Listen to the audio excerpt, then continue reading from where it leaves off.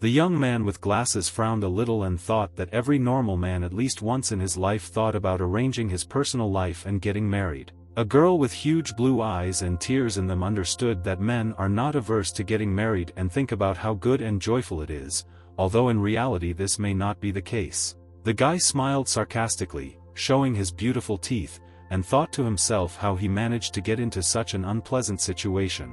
An elderly gray-haired man stood opposite our hero and smoked, and then suddenly slowly and thoughtfully told the guy that his proposal might seem a little strange to the young man, because we were talking about an arranged marriage.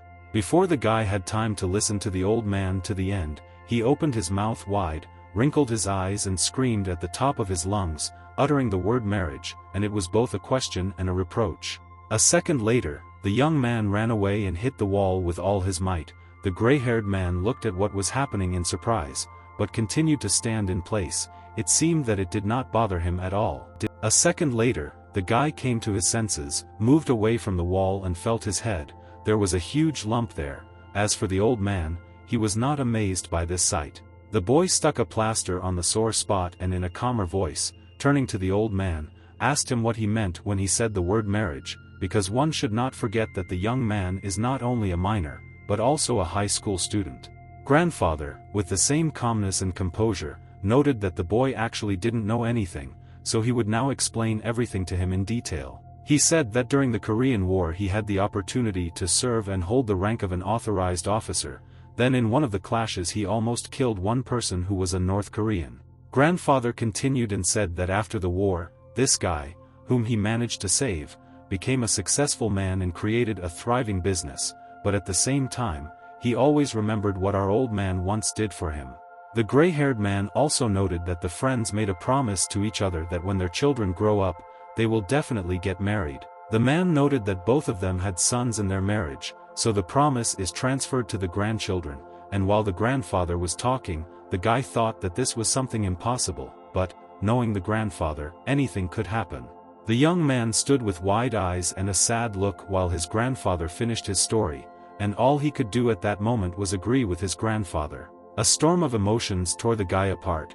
He just wanted to attack the old man with his fists, scream for a long time and resist what his grandfather had just told him. But just a moment later the guy swung his hand and hit his grandfather, not counting on the fact that he would be able to fight back so quickly and with such force. For a moment the guy froze, and when he came to his senses, he objected to his grandfather, saying that the 21st century began several decades ago, which means the rules have changed. With a grin in his eyes, he said that nowadays arranged marriages hardly make sense, this is already a bygone era. However, the grandfather, with the same calm expression, continued to explain to his grandson that he should not worry about this, because he would definitely like the girl, because she was prudent and beautiful, and the guy who listened to all this continued to boil with anger and did not understand how the grandfather cannot understand that this is not the problem. The guy stood in the large hall of the restaurant and thoughtfully thought that his first meeting with the girl immediately turned into an engagement, not understanding how this could happen.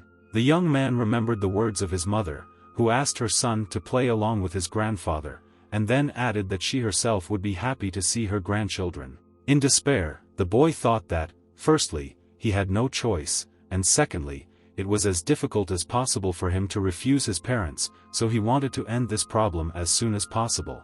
At that moment, a young man approached the guy and asked if his name was really Mr. Sang-hyun, and then invited him to follow him. The boy followed the gentleman on his heels, looking around and noting to himself that he didn't really like this place, because it was somehow uncomfortable. Approaching the door, the young people stopped. The boy had many thoughts in his head, but he forgot about them when his companion invited him to enter the room, in front of the door of which they were already standing.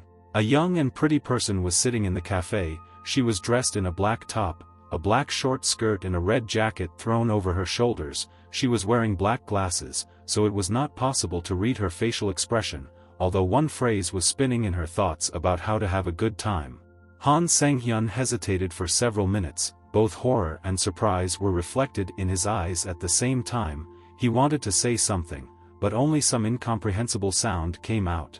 The girl looked intently at the guy through sunglasses that had slid down. Her eyes were also full of horror and incomprehensible surprise. The guy froze, not understanding what to do next, but an inner voice said that now was not the best time to just stand in the doorway and be silent. He walked to the table and sat down opposite the girl, studying her carefully, while she brought the cup to her lips and drank a little from it. And again Sang-hyun found himself in an awkward situation, because he did not know what to do next. A grimace of surprise was frozen on his face. The silence was interrupted by a girl who, without a shadow of a doubt, turned to the young man, asking and at the same time stating the fact that he was exactly the guy whom her grandfather had chosen for her as a husband. She continued and pointed out that the guy had no illusions, that she came here of her own free will, she came because her grandfather wanted it that way. The young man still sat in bewilderment, his eyes widened in surprise, and again he wanted to say something, but only an incomprehensible sound escaped from his chest. The girl arrogantly turned to her interlocutor and said that he doesn't even know who she is, but she is the heiress, and the only heiress of the Myeongsung group, Yoo So-eun. The girl began to be rude to the young man and tell him to use logic and think how such a beautiful and fashionable girl like her could pay attention to such a plain-looking guy. Out of indignation, he only managed to utter one word, while the girl continued to reproach him for the fact that the young man came to the meeting, but did not bring her any gift, although he could have bought at least something. Then the beauty defiantly raised her purse up, opened her big blue eyes and, as if by chance, said that, well, if you didn't bring it, then you didn't bring it. After a second, the beauty thought about it and decided that it didn't matter at all whether the young man came with a souvenir or without it, because she was not interested in him at all, because he was a man of the lower class. While the guy stood there, not understanding what was happening, she said that meeting him was a waste of time, although the young man did not understand why she was talking about this. Finally, his patience ran out, he ran up to the table and hit the table with all his might, shouting that he also did not come to this cafe of his own free will. Raising his hand, the guy continued and drew her attention to the fact that it is not she who is not going to marry him, but he does not even think about it, so So-eun should not have any illusions. Hearing that he was swearing, and even more so calling her crazy, she boiled with anger, not a trace remained of her former calm and arrogance. Now the guy was smiling with a grin, he said that it was best for the girl to see her therapist, and then added that he had fulfilled his promise, looked at So-eun, and therefore he could go about his business. The guy turned around and began to walk away, not seeing how behind his back the girl was seething with anger and was ready to pounce on him. All she could do was scream a few words that showed all her indignation. She did not understand how he dared treat her in such an inappropriate way. The administrator who escorted the young man to the cafe showed up at the door, apologized and hinted that there were other guests in the establishment, so you shouldn't behave like that. At the same time, the guy and the girl blushed awkwardly, the beauty looked down into space, and the young man apologized for both. The girl took out a large sum of money from her purse and handed it to the restaurant employee, adding that she and her interlocutor had added trouble to everyone, so she decided to treat everyone present as compensation. To herself, the beauty continued to think about how her grandfather could arrange for her to meet such a nondescript guy, who was also a rude man. Sang-hyun, pursing his lips, also thought that this was not the best meeting with his so-called betrothed, whom he did not like at all. The girl covered her face with her hand and hurried to the exit, indicating to the waiter to open the door for her. The new day was beautiful, the sun was shining dimly, and a building that looked like a school could be seen in the background. Sang-hyun, in a school uniform, stood in the middle of the yard and thought that yesterday was not the best day of his life. The guy remembered a conversation with his mother, who asked him why he came home so early, and assumed that her son had quarreled with his fiancée, and the guy answered with sadness in his eyes that it was true. Mom came to an agreement with grandfather because she asked her son to understand his grandfather and said that they would all like to babysit their grandchildren, but the guy replied that he was not going to meet with that girl anymore. To himself, he continued to think that no matter who says what, he is sure that grandfather is mistaken, and in the modern world no one arranges marriages. The young man did not intend to see So-eun, and certainly did not think of marrying her. He still remembered how disdainfully she looked at him and what she told him. Standing in the alley, the guy continued to mentally talk to himself and was convinced that his grandfather would not just give up the idea of marrying his grandson. The guy was brought out of his thoughts by a truck that stood near his house. The young man did not understand why it was filled to the top with his things. Confused, the guy shouted to the driver and did everything possible to make him pay attention to him. Sang-hyun turned to the man and asked him to explain why he was standing near his house. The driver clarified whether the guy really was the owner of this house. Smiling, the man handed Sang-hyun the keys, and then asked for forgiveness for being a little late, because according to the plan, the move should have ended before the young man arrived. Holding the keys in his hands and with amazement in his eyes, the guy did not understand what was happening. He wondered what these keys were and why he suddenly moved.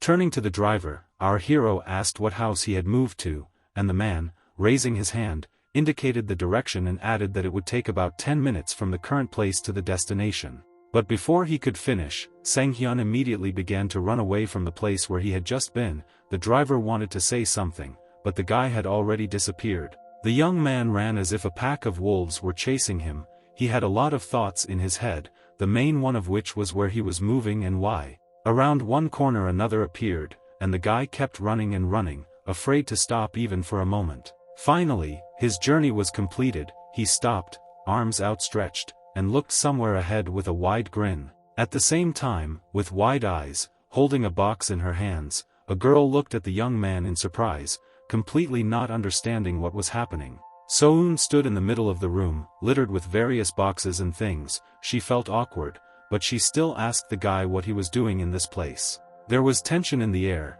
The guys glared at each other so that it seemed that one of them would win and kill the other on the spot with his gaze. The silence was interrupted by a girl. She said that she was in her house and asked why the young man came to visit her, because they managed to find out everything the last time. Raising his hand and showing the keys, the young man shouted at the top of his voice that this property belonged to him, and at that moment he noticed that the girl also had keys in her hands. They stood opposite each other and were silent. It seemed that each of them was trying to comprehend what was happening and how they ended up together in the same house. A moment later, both the guy and the girl covered their faces with their hands, but the young man spoke first, saying that most likely these were the quirks of his grandfather, and the girl was already thinking in her head that her grandfather was the reason for everything. The young man said that if their grandfathers were as serious as possible about their marriage, then it would be difficult for them to resist the plans of the old people, and the girl confirmed that older people, especially longtime friends, have similar ideas.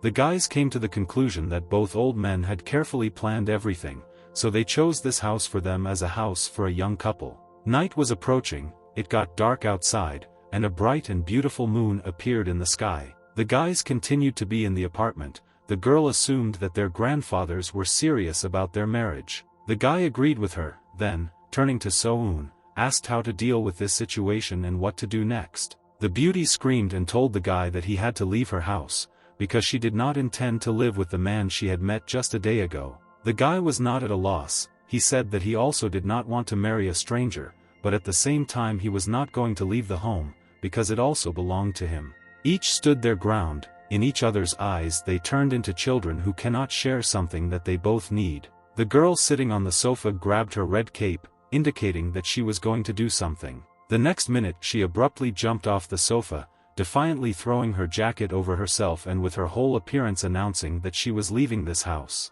Sang-hyun, who just a minute ago was watching the girl defend her rights to housing, looked after her in amazement, asking why she decided to do this. Having calmed down and collected herself, she gently and convincingly explained to the guy that this was his place to live. As for her grandfather, he did not tell her that she could not leave this house, therefore, she could stay in a hotel. Stuttering, the guy asked how she would pay for the hotel, then added that he wouldn't kick her out of the house, so she shouldn't worry, but that didn't stop So-eun. She added that they took her pocket money, but she will get a part-time job at any moment.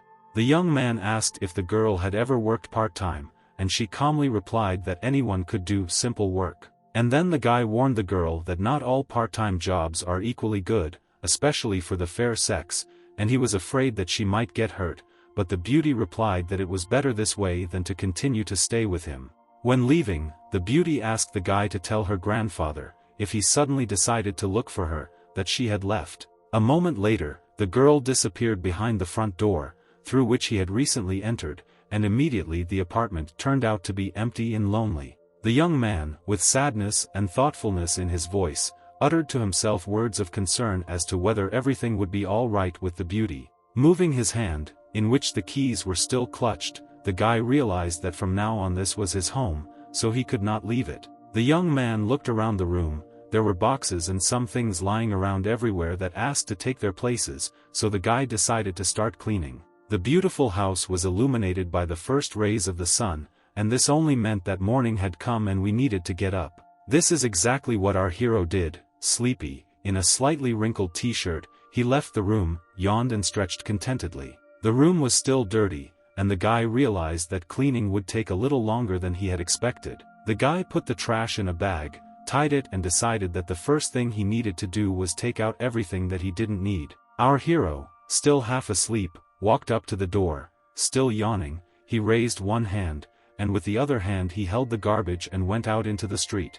But what he saw amazed the young man. He simply froze in place, because his girlfriend was sitting in front of him, covered in scratches and abrasions, curled up in a ball. The guy didn't immediately understand what to say to him, and then, stuttering, he asked the girl if she had really spent the whole night here, sleeping outside his door. Our heroine rose to her feet with lightning speed and angrily told the guy that she had returned only because she had forgotten something yesterday. Her face showed pain, confusion at the same time, and the next minute she felt her companion's warm hand grab her wrist. The guy grabbed the girl and dragged her somewhere, shouting for her to follow him, but the girl struggled and resisted. When they entered the apartment, the young man turned to his friend and said that his clean clothes were in the closet and invited her to take a shower while he prepared something. Out of surprise, the beauty did not know what to say. She was so exhausted and lost that she no longer wanted to resist and decided to agree to her friend's proposal.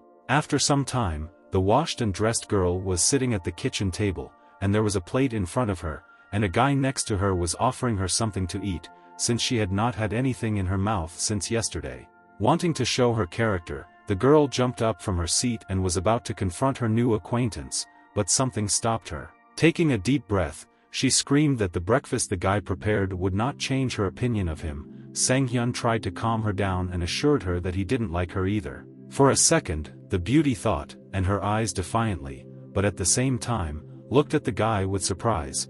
What she was thinking about, it was difficult for him to guess. Realizing that she really wanted to eat, she still decided to try the dish that her friend had prepared. So-eun brought a small spoon and tried the food. After a second, the beauty noted to herself that the food was actually not as bad as one might initially think. The guy read this from her voice, so he folded his hands and briefly noted that the best seasoning for any dish is hunger. But the very next minute, not wanting to run into another scandal, he smiled back and told the girl to eat quietly, because from now on he would be silent. In less than a few minutes, his new friend's plate was shining with cleanliness. She probably didn't even notice how quickly she had eaten everything.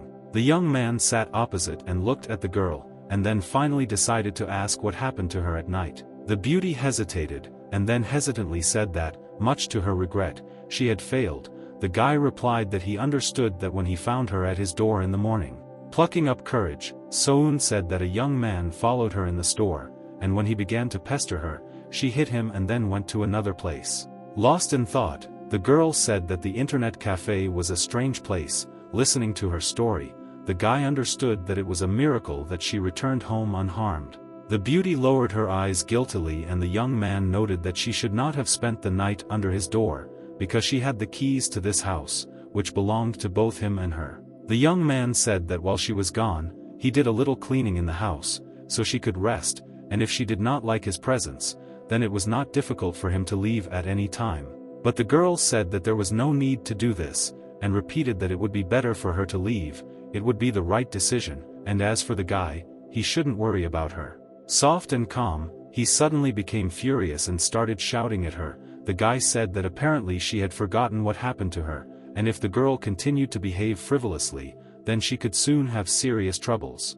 Rising from her chair, So-eun began to scream that it makes no difference what happens to her and where, because she was actually given to a guy she doesn't know. She doesn't even know his name. For a second, silence reigned in the room again. The guy was thinking about something, while the girl turned around, thanked her for the food and headed towards the exit. The young man remembered their meeting in a cafe. He remembered how the girl told him that she came there only because her grandfather told her so. The next minute, the gallant young man walked towards his friend, grabbed her hand and told her not to go anywhere. He told the girl that some idea had come to him and that perhaps the two of them could solve the problem. The beauty's eyes widened. She did not understand what her interlocutor was talking about, while he continued to calm her down and asked her not to worry, but to listen to him carefully. The guy added that they found themselves in a very unpleasant situation due to the fault of their grandfathers, but this does not mean that everything will be the way they want. The young man suggested that the girl's grandfather was as stubborn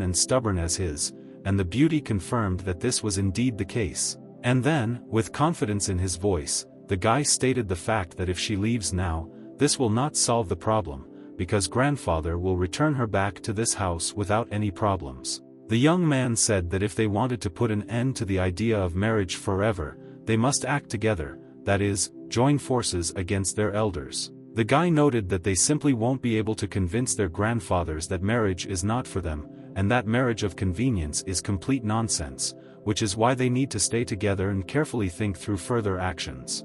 The guy's words seemed wise to So-eun. She thought about them and decided that he was indeed right. The young man suggested that the girl stay, and so that the old people would not have any doubts, they should pretend that they were actually a couple, but the girl was confused by this, so she asked again if this was really the only correct way. And then, widening her eyes in surprise, she asked the young man again whether they really needed to pretend. For some time, both stood in complete silence, clutching hands. The girl did not dare to leave, and the guy could not let her go. The beauty had mixed feelings. She felt a desire to end it all as soon as possible, a desire to leave, and some kind of inconvenience. And the very next moment the girl screamed that although she didn't want to play the role of lovers, she would have to do it for the sake of a common goal, and asked the guy to let go of her hand. The young man blushed and, as if scalded, ran away from the beauty, muttering apologies under his breath. Rubbing her hand, our heroine made it clear that she forgives the guy, adding that their desires are similar, so the plan is worth it, and finally said her name, So-eun. She expected her young friend to at least say something or say his name, so she waited a few seconds, and then muttered something, making it clear that the silence had been prolonged. The guy closed his eyes and smiled. It seemed that he had either forgotten his name, or did not want to say his name, so he began to mutter something under his breath. So-eun caught herself thinking that she didn't understand what was happening. The girl stood with her eyes wide open and simply looked at the young man in amazement. The girl broke the silence again, saying that she didn't want to say it, but the next moment she said the name of her new friend Sang-hyun. The beauty looked at the young man again and noted that she relied on him. Finally, the guy spoke. He smiled. There was no longer fear or embarrassment on his face. The young man confirmed the girl's words and said that he also relied on her. This is how a couple of young people began their fake relationship, only to soon end it forever. Having dotted the I's, the guys headed to the bedroom, but what they saw in front of them shocked them both. In front of them was a large pink bed with hearts and the same pink canopy. 153 Sang-hyun said that this house is intended for people who have just gotten married. With surprise in her voice, the girl agreed with his opinion. The young man wondered if his girlfriend thought that the bedroom interior was too colorful. With embarrassment in her voice, she said that she expected something similar, although not so provocative. The guys fell silent again, but each of them thought to themselves about what was going on in the heads of their grandfathers and how it even came to their minds. Holding the cups, brought to each other so as to clink these objects, they suddenly hit each other. The next second, the gray-haired man happily announced that the sweet rice wine, called makol, was incredibly tasty, although he did not expect anything else. Opposite him sat another gray-haired gentleman in a suit, who said that he was surprised how young people drink a classic drink that has no taste or smell at all. The guy's grandfather turned to his friend and asked him, as if by chance, whose idea it was to buy a house for his grandchildren, and then asked his friend to be honest with him and state the fact that he would never have had enough imagination for this. They both laughed, and the gentleman in the suit said that his old friend never minced his words and was always a little cocky, which made the old friends laugh even harder. The next moment, the girl's grandfather stood up from his seat and said that he wanted to introduce his friend to one assistant who was actively involved in their common project. A young beautiful girl in a maid costume and a headband approached the men. She introduced herself. Her name was Choi Yuri. The gentleman turned to his friend and said that this girl is Shoujo Manhwa. she is planning to create her own project in the near future and wants to learn how to be a real maid, so the man decided to hire her. The guy's grandfather, when he heard who the girl was, jumped up from his seat, because modern youth love manhwas so much, which means that the young artist is aware of how the younger generation thinks. The gentleman in the suit replied that the idea to buy the house belonged to the girl, because they old men would never have come up with such a brilliant idea, and the old friends laughed again. The guy's grandfather turned to Yuri and asked what they needed to do next, what the plan was and what it consisted of. The girl thought for a moment. It seemed as if she was looking into nowhere, and then, with the men's permission, she began to tell what she was up to. Yuri noted that the couple lives together, although the two of them are categorically against marriage, and the first thing everyone needs is patience and time.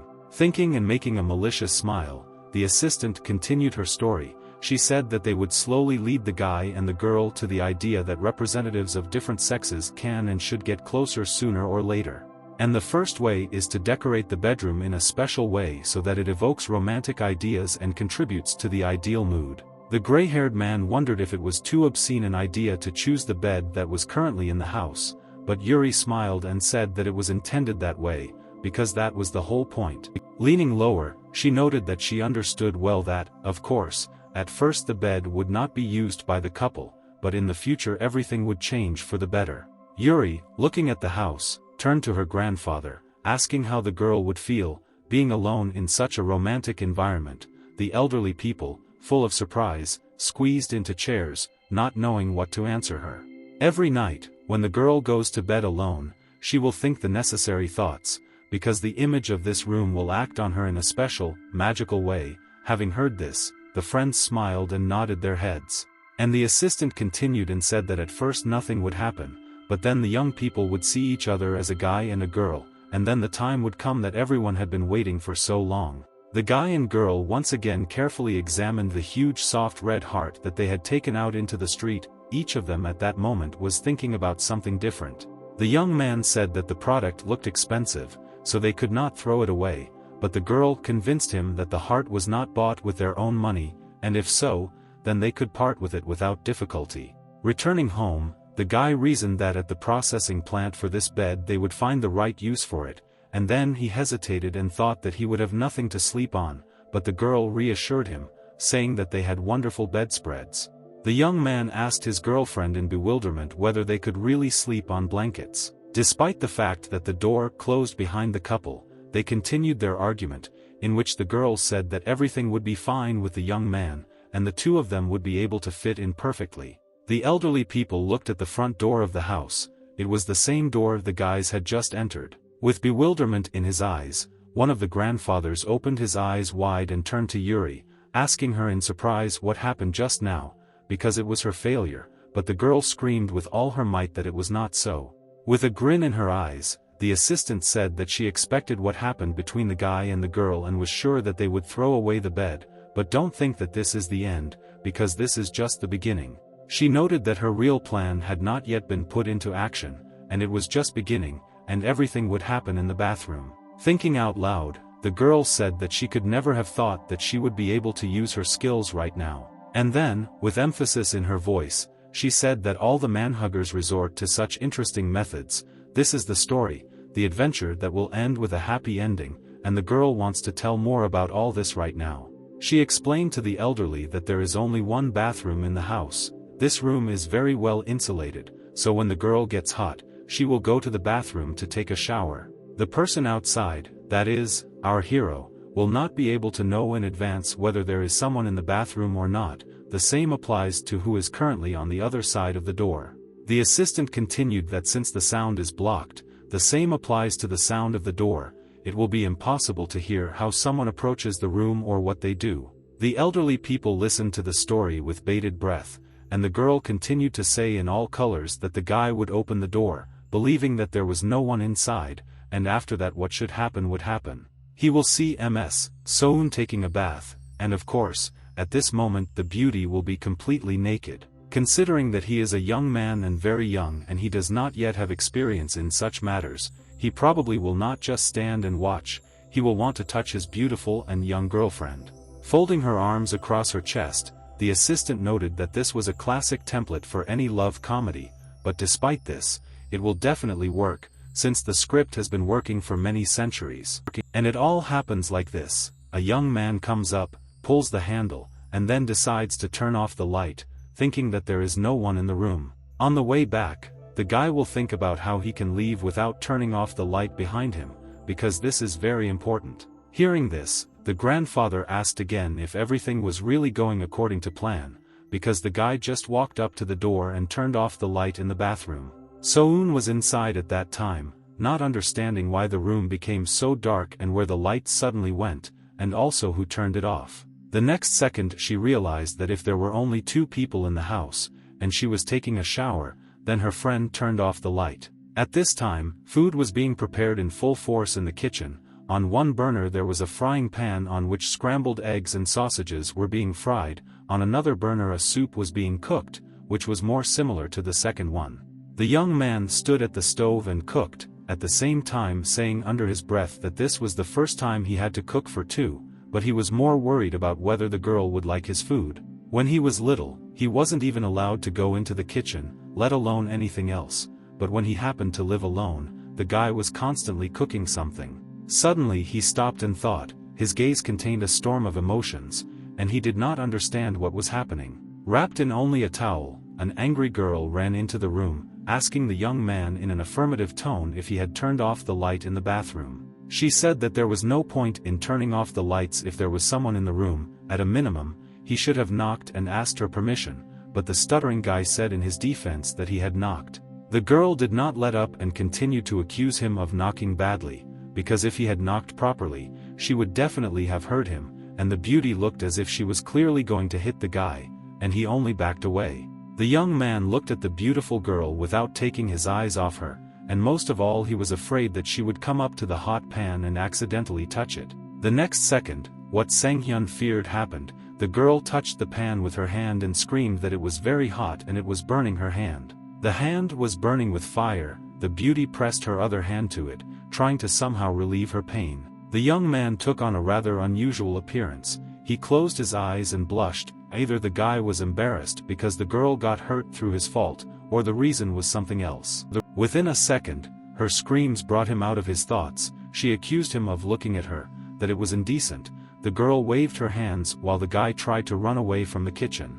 The young man made excuses that she shouldn't shout at him, because he didn't do anything. It wasn't his fault for what happened, but the beauty continued to call him the most indecent words, because bad thoughts entered her head about him. The guy, tired, lay back on the bed and thought that it had been another tiring day, and he was so hopeful that he would be able to rest and relax. Lying on the bed, he told himself that tomorrow was Monday, which meant that he definitely needed to get up early and get as much sleep as possible. However, sleep did not come, and our hero continued to lie with his eyes open, while the image of a young beautiful girl, wrapped in only a towel and disheveled with anger, stuck before his gaze. A second later the guy screamed, turning to himself. He convinced himself that he shouldn't think about it anymore, because if he continued, he would never be able to sleep. All this time, grandfathers were standing outside the door. Older people heard everything. The young man's grandfather turned to his friend and stated the fact that the guys had only recently quarreled and it all happened again, and then complained that they could not hear everything that was happening inside, and then added that this matter is best left to the professionals. Yuri, who was behind, answered the elderly man, confirming that everything was in fact in order.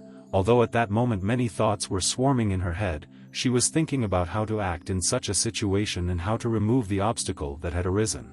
From that moment on, a new stage began in the young man's life, not by choice, but by the compulsion of his grandfathers. He and So-eun needed to live together, and it was necessary to somehow get along. While in the room, the young man thought about whether he had made the right decision about living with a girl in the same house, and what kind of facial expression strangers would have if they saw the couple together. The guy was tying his apron and thinking to himself that there was one problem that he couldn't just forget about, because they lived in the same house. And the main problem is household chores, which he said, turning to the girl, that while they live together, they should also run the household together, because it will be fair and honest. With an innocent look, the girl looked at the guy in bewilderment and asked why they needed to change something, and even more so, run the household together. The young man closed his eyes and also looked at the girl in bewilderment. He was clearly surprised by her question, since it's obvious that everyone who lives in the house should do housework. Before he could finish speaking, he was interrupted by his friend, who absolutely calmly said that they would hire a maid, but the young man immediately objected to her. He showed her the notebook and noted that the old people had begun to give their couple money, but it was so little that they could forget about the assistant forever. Finally, his words reached the girl. She opened her mouth in surprise, her eyes widened, and again, with bewilderment, the beauty asked the young man whether from now on she would really have to clean and wash. The guy had a lot of questions in his eyes, and so he looked at the girl and, with surprise in his voice, asked her if she really wanted him to do everything, and instead of an answer he received an affirmative nod. The young man noted that in this case he would have to wash the girl's underwear, and she probably wouldn't like it, but hearing this, the beauty began to insult him. Hanging his head down and closing his eyes, the young man turned to his girlfriend in a calm voice, wondering how they would share household responsibilities. He continued that whether she wants it or not, they need to share all the household chores around the house, and this time So-eun listened to him carefully, but said that first he should start treating her with respect. Sang-hyun replied that it was best for them to each wash their own clothes. The same applies to cleaning the rooms in which each of them lives. Surprisingly, the girl listened carefully to the young man, although she thought that they could wash their clothes together. The young man noted that the cooking would fall on his shoulders, but the girl would do the washing. When the beauty heard that the young man had put washing dishes on her shoulders, she began to scream irritably, not understanding why she got this job and not the guy, and added that this did not suit her. The beauty replied that while he would do cool things in the form of cooking, she would be left with the dirtiest and most unpleasant work, which she really did not want to do. With a dull look, the young man turned to the girl again and asked her if she planned to cook. A second later, an affirmative answer was received. His new friend said that since they were sharing responsibilities between two, it goes without saying that the cooking would be on her. The young man had nothing against this, but just in case, he decided to find out if the girl knew how to cook. The beauty said that cooking is not a problem for her. Moreover, if you use cookbooks, everyone can cope with such a task. The young man was satisfied with her answer, and with complete calm in his voice, he accepted her offer and noted that the girl would cook dinner for them. And at the end he continued that if the dish turns out to be inedible and the result does not satisfy him, then he will be considered the best cook, and in the future this responsibility will fall entirely on his shoulders. With a laugh in her voice, So-eun told him not to worry, since she knows many techniques that she learned from watching Heavenly Kitchen. As she left the room, the young lady shouted to the guy to get ready for something amazingly unusual that was waiting for him for dinner. And under his breath, the young man muttered soothing words to himself, which related to the fact that in extreme cases the girl could serve undercooked rice or food that lacked spices. At the appointed time, our hero headed towards the kitchen, and when he opened the door, he widened his eyes in surprise. There was such a mess in the kitchen, which, it seemed, the guy had never seen in his life, since everything was scattered, and some strange food was boiling in the pan. Our hero immediately began to shout at the girl. He did not understand what she was doing. It seemed to him that everything that was happening was more like summoning the devil than preparing dinner. Turning to face our hero, the girl with a smile on her face stated the fact that she was preparing a French fish soup called bouillabaisse. The beauty continued and noted that everything was already finished, and invited the guy to try what she had done. Raising the ladle to his mouth, our hero noted with surprise that the food looked good and had a pleasant aroma. The guy tried the soup a little, but it was difficult to tell from his face whether he liked it or not, and after a second the guy's face turned purple and he fell. The girl, holding a ladle in her hands, looked at the young man who was stretched out on the floor of their kitchen, not understanding what happened to him and why he fell. The beauty turned to the guy, asking him to explain why he fell and how he felt about what she had just offered him to try, and at that moment she scooped up some soup and drank it. The next second the same thing happened to her, and without controlling herself, she fell on top of the young man. A few minutes later the guy came to his senses and stood up, leaning his hands on the table. He asked the girl what the soup she had prepared consisted of. The young lady smiled and began to list all the ingredients. She said that the soup contained crabs, shrimp, garlic, tomatoes, and just a little bit of her own blood, but this was an accident because she cut her finger. The guy still stood silently, not understanding what he could say to her, and the girl just stood there and watched him carefully. The next moment, the young man began to reproach the girl. He noted that she could not be relied upon in terms of cooking, and the beauty should go to the living room. When she heard that the young man was sending her to another room, Soun boiled with anger, not understanding why she should be the one to leave. The young man thought to himself that even a dog wouldn't eat the girl's cooking, and he told her to her face that she had ruined a lot of food, turned the kitchen into a garbage dump, and there was no result. In her defense, the young lady noted that the young man should try to cook something himself if he was so smart. The guy proposed a bet. Sang-hyun noted that if he managed to win the argument and win, then she would finally leave him behind. It seemed that the girl was satisfied with this option. Within a second, the young man was heading somewhere. He had such a victorious look that said that he would do everything possible to win. A couple of minutes later the young man returned. In his hands was a snow-white plate, and on it lay some kind of aromatic dish. With surprise in her eyes, the girl asked what he brought her, and then noted whether the guy's actions were too showy because of his actions. Our hero, with a calm voice, was asked whether the girl liked the appearance of the food, but without waiting for an answer, he noted that everything should taste perfect. The girl took a spoon and scooped up a little, but at the same time she was not too lazy to tell the guy that she didn't really want to try it, but she would still do it. The next minute, the young lady pulled away and sat on the floor, saying only one word, that it was impossible. The expression on her face spoke of her own defeat, and the guy stood silently and smiled. Turning to his friend, he added that food is a special art, but did not forget to note that the difference between his cooking and hers is huge. Turning away, the girl sat and cried. She did not understand how she could lose in a culinary battle to this prim young man. Our hero realized that something was wrong with the girl, so he hesitated for a second, and then asked her why she was so upset. The beauty put her hand on her shoulder, and the young man's gaze revealed her bandaged fingers, indicating that she had a hard time. The young man scratched the back of his head and thought that although the result was complete horror, the girl did everything in her power. She tried very hard. Turning to the beauty, the young man told her to stop being upset, get up and go with him to the kitchen. Our heroine began to make excuses. Soun wanted to say something, but the guy asked her not to snap back, not to resist him, but to just get up and follow him. The young man explained that her problem was not that she was a bad cook, but that she had chosen a dish that was too complex and did not know how to cook even the most basic things, while expensive ingredients could be used to make something interesting and easy.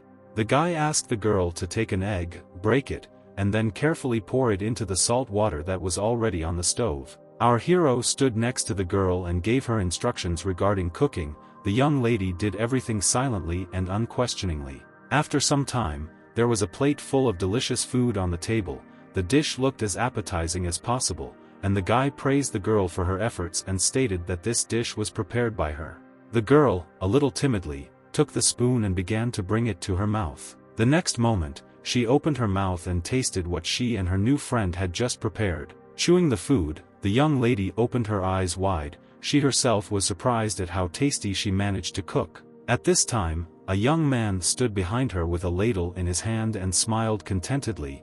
He was clearly glad that he was able to show the girl how to cook properly. However, the beauty did not like his behavior. She looked at him with some surprise, not understanding why he was so happy. The girl jumped out of her seat and shouted that one failure is not a loss. She cannot agree that the credit for making the food so tasty belongs to the young man. He sat and grinned, not understanding why the young lady was behaving in such an inappropriate manner, a lot of questions swirling in his head that he did not dare voice. The silence was broken by a girl who, without much desire, nevertheless admitted that the guy actually cooks better than her. Not much, but nevertheless. Without listening to the end, the guy asked again what she had just said. Out of indignation, the girl screamed that she recognized what she had said a minute ago, and then began to call the young man names, saying that he was stupid for asking again several times. The guy was clearly pleased that the girl recognized his superiority. He narrowed his eyes a little and said that everything was clear to him, and then suggested closing this topic. And after a while, after thinking, he continued and said that washing dishes and cleaning are the girl's duties. Although there was no limit to her indignation, Soun began to make excuses and say that she managed to prepare a delicious dish today. The guy reminded her once again that they decided to share responsibilities, which means, at a minimum, she must clean up the mess she made. It was impossible to say what the girl was thinking about at that moment, because she stood with her back to the guy and carefully examined the kitchen, or rather, the mess that was there. It seemed to the girl that some strange creatures appeared from the pan and laughed sarcastically at her. She was so carried away by her own thoughts that she practically did not hear the young man say that he was completely counting on her. The young lady closed her eyes, imagining the work ahead of her, and the guy, without a shadow of a doubt, left the room, shouting that she could complete the task in a whole day. Of course, the girl could not leave the answer without remark, so she shouted an indecent word after him and began to carry out her task. Despite all the difficulties, our heroine still managed to cope with the dirt in the kitchen and clean up, especially since the guy decided to help her a little with this. The young man thought to himself that because of his grandfathers, all his plans had been disrupted, and his golden week was so boring, but at the same time difficult for him. The next minute, the young man's phone rang. His grandfather called, asking in a malicious voice whether the guy's marriage was going well. The old man said that, given that the young people managed to get along so well with each other, he decided to please them and prepare a special gift for the two of them. Without any embarrassment in his voice, the grandfather explained to the guy that the relationship consultant had managed to draw up a date plan for the guys, but before he had time to finish speaking, a dissatisfied cry from his grandson was heard on the other end of the phone.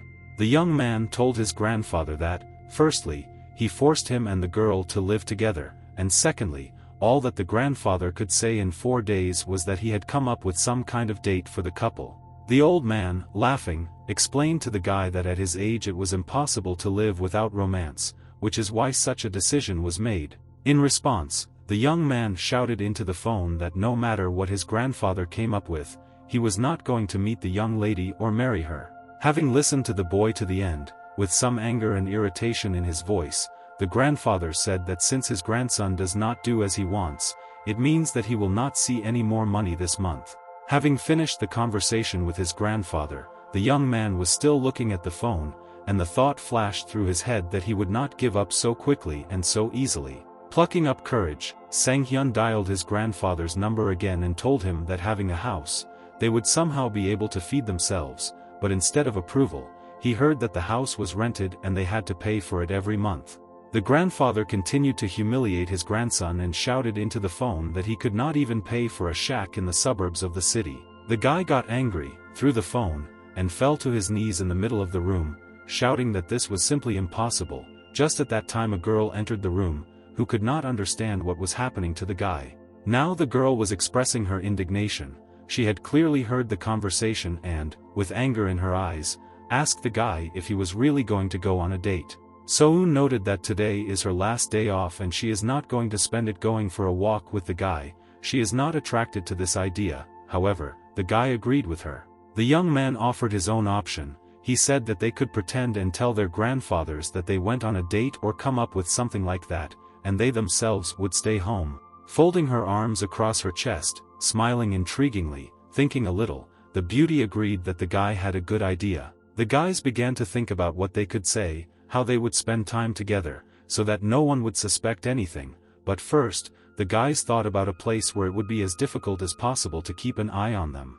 The next minute, both the girl and the young man happily ran around the room and danced, realizing that they would be able to fool their grandfathers. Choi Yuri, looking at the young man's grandfather, took the phone and began to call the old man's grandson, introducing herself who she was. Yuri said that she understands that this is the first date for young people, so she prepared a plan so that they both would be comfortable and everything would go as well as possible. At the end of the conversation, the assistant added that if the guys did not fulfill the plan or deviated a little from it, then they would be deprived of money for the next month. The conversation was heard not only by the young man, but also by the girl, and therefore both of them listened with bated breath to everything they were told, without interrupting their interlocutor for a minute.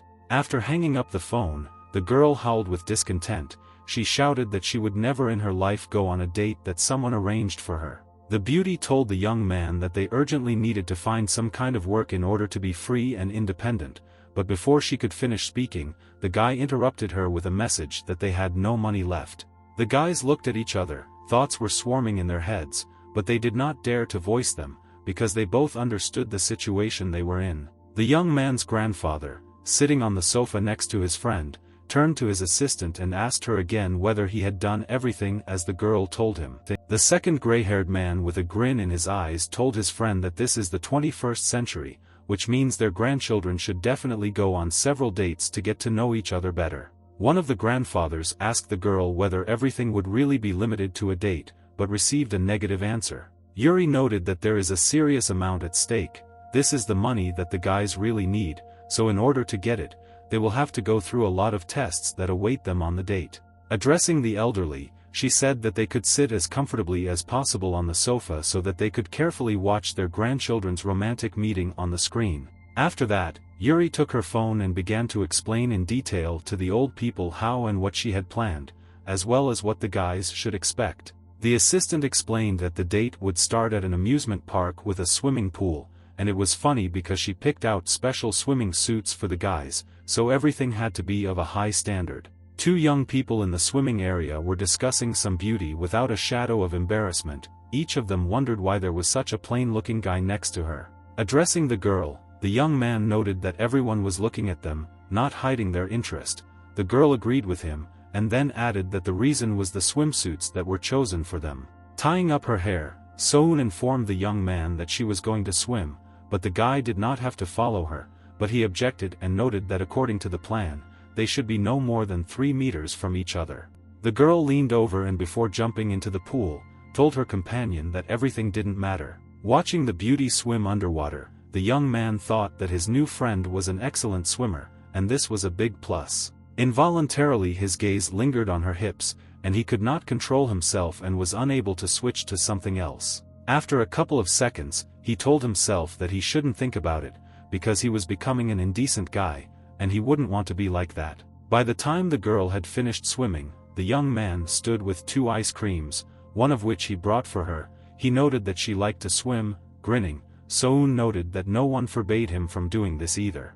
The next minute something happened, either the guy's foot slipped, or the sight of her turned his head, but he involuntarily approached her. A second later his hand was on her left breast. To say that the beauty was surprised is to say nothing, because her eyes were confused, she did not understand anything. Sang-hyun muttered something incomprehensible under his breath, as if not noticing how the ice cream that belonged to his friend was already on his head. The girl screamed as loud as she could, and then attacked the young man and hit him on the head with something very heavy. It seemed that the guy was unconscious, and as for the girl, she stood nearby and understood that, most likely, she had dealt the young man the strongest blow that she was capable of. At that moment, some strangers approached the girl. She heard them approaching, even with her back to them. One of the strangers turned to our heroine, who was still standing with her back to the guys, and he asked if she was having fun, but before she could answer anything, the second one joined the conversation, asking if she liked her boyfriend.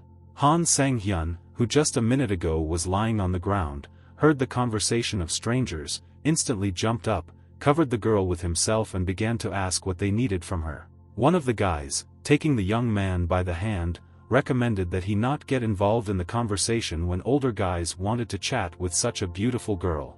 At this moment, the grandfathers, watching what was happening on the TV screen, indignantly began to wonder where their guards were walking when this happened. But Yuri hastened to assure them that nothing bad will happen, because the guys whom the old people see on the screen are only part of the plan, since they are hired actors, and also added that such a performance could be better.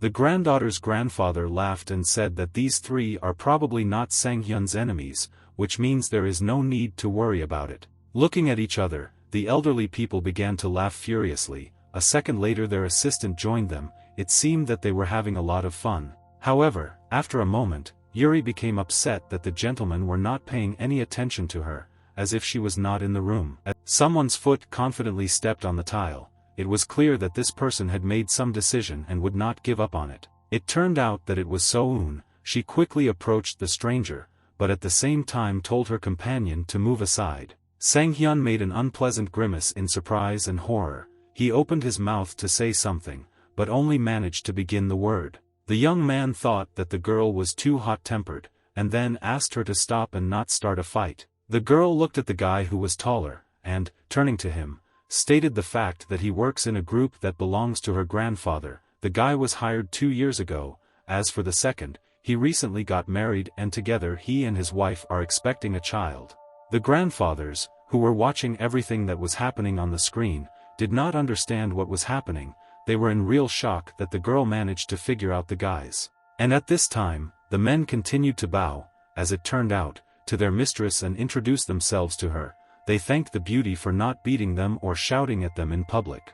One of the guys started to make excuses, but So-eun stopped him and said that there was no need to say anything because she realized who was really behind it. The only thing that interested the young heiress was whether the guys received money for their work, and when they nodded satisfactorily, she calmed down. Getting ready to leave, the girl shouted after the men so that they could have the best possible holiday with their families with the money they received, but as for the grandfather, she would explain herself to him.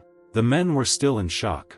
They did not understand how such a young lady could know everyone who worked in her grandfather's company. Sang-hyun asked in surprise, turning to the girl, whether she really knew those guys, but So-eun, with calm in her voice, confirmed that she knew information about every person who works in their company. Stopping her, the young man asked how many people were working for them.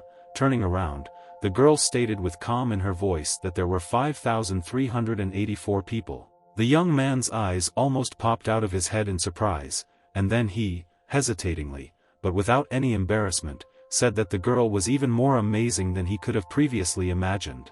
Not even a second had passed before the guys were quarreling again, because So-eun complained to the young man that she had not been attractive before, but he saw that this was not the case, although the guy simply did not know how to express himself correctly. Sang-hyun's grandfather, who was watching what was happening, turned to the assistant and said that she had failed. Yuri made a displeased grimace. She said that, firstly, this is not the end, and secondly, everything is still ahead, since she has high hopes for the next plan.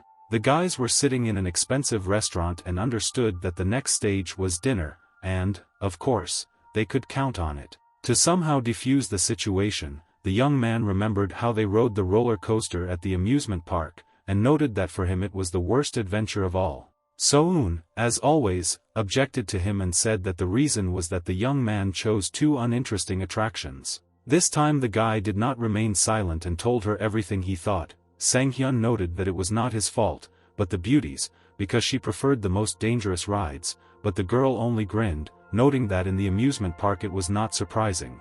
There was delicious food on the table, but it seemed that the young people did not pay any attention to it, because the plates remained full. At that moment, Yuri called the guys, asked about dinner, and then told them that there was one last part of the plan that they had to complete. After dinner, the guy and girl stood in bewilderment and looked at the front door that led to their room. Yuri warned the guys that they had no right to call the reception, and also could not leave the room until the morning, because this would mean failure to fulfill their obligations. So-eun and Sang-hyun looked at the phone angrily. Irritation and rage were visible in their eyes, but they understood that they could not do anything.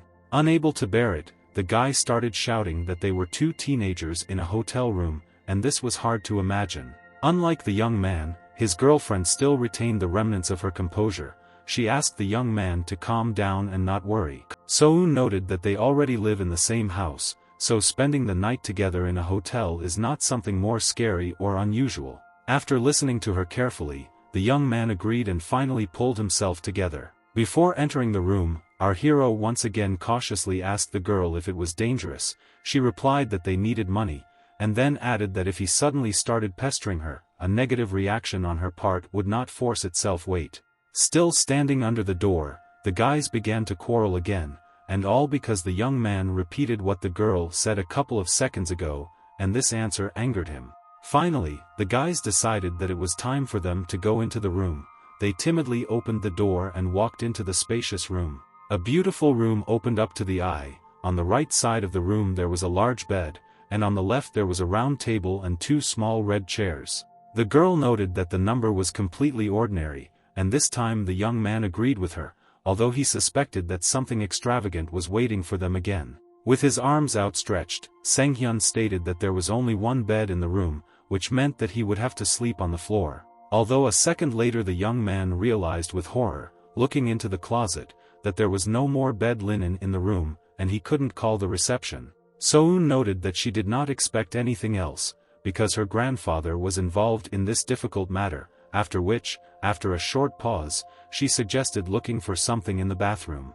And then something unexpected happened. For some unknown reason, water began to pour on the girl from above, and the fire system went off. Not only was the beauty standing all wet, but in addition to this, her blouse began to show through, which created additional inconvenience. With horror in her eyes, she noted for herself the fact that she urgently needed somewhere to dry her clothes. While she was wondering out loud what could have happened to the sprinkler and why it went off exactly when she was standing next to her, the guy suggested that she change her clothes. Our heroine blushed because she understood what an awkward situation she was in and how she looked at that moment. Running into another room, she shouted to the guy that he needed to tell her about this earlier. Sang-hyun understood that this was all planned in advance, therefore, anything could be expected. At this moment, the girl was changing clothes in the bathroom, but the nuance was that the glass was very transparent, so the guy could easily look at his girlfriend. He was furious with what was happening. The young man was angry with himself, because such a picture made his brain boil and he lost his composure. Opening the glass a little, the girl asked the young man what was wrong with him, but the young man left her question unanswered. A second later, she asked the guy about his reaction, but in response she received only one word, which indicated that everything was fine with him. To somehow change the subject, Sang-hyun advised the girl to look for large towels in the bathroom so that she could wrap herself up. When he heard his friend's answer, a storm of emotions flared up in him again. He could not believe that such an important element was not in the bathroom. The girl said that, firstly, there were only small towels in the bathroom, and secondly, there was no robe that was supposed to hang there. The young man was not taken aback, so the very next second he went up to the bed and forcibly pulled the sheet off it for his friend. The girl standing in the doorway watched what was happening, and the young man simply handed her a sheet and told her to wrap herself in what she had. The girl ran out of the bathroom. She was wearing only a sheet that her acquaintance had handed her a second ago. She was shy, so a blush filled the beautiful face of our heroine. The guy and the girl stood a step away from each other. The young man thought that he somehow saved the situation, but at the same time she did not have dry clothes. The young man understood that his companion was practically naked, which meant that he was in the most incredible of all possible situations. The old men were still sitting motionless on their sofa, while Yuri explained to the men that, according to the plan, by this moment the granddaughter should already be without clothes. The assistant continued that the young people would try to find a way out of this situation, but the caveat was that the signals of their mobile phones would be blocked, so they would not be able to call anyone. As for the TV, it is tuned only to special channels that will only ignite the fire that has already begun. Yuri continued and told the old people that the restaurant had added a lot of aphrodisiacs to the young people's food in advance. With anger in her eyes, the assistant noted that the young man had spent the whole day with the girl, therefore, he was so excited that he could not resist her. The guys noted the fact that watching TV is not the best option. For some unknown reason, the phones don't work, given that it's only 10 o'clock in the evening and it's early to go to bed.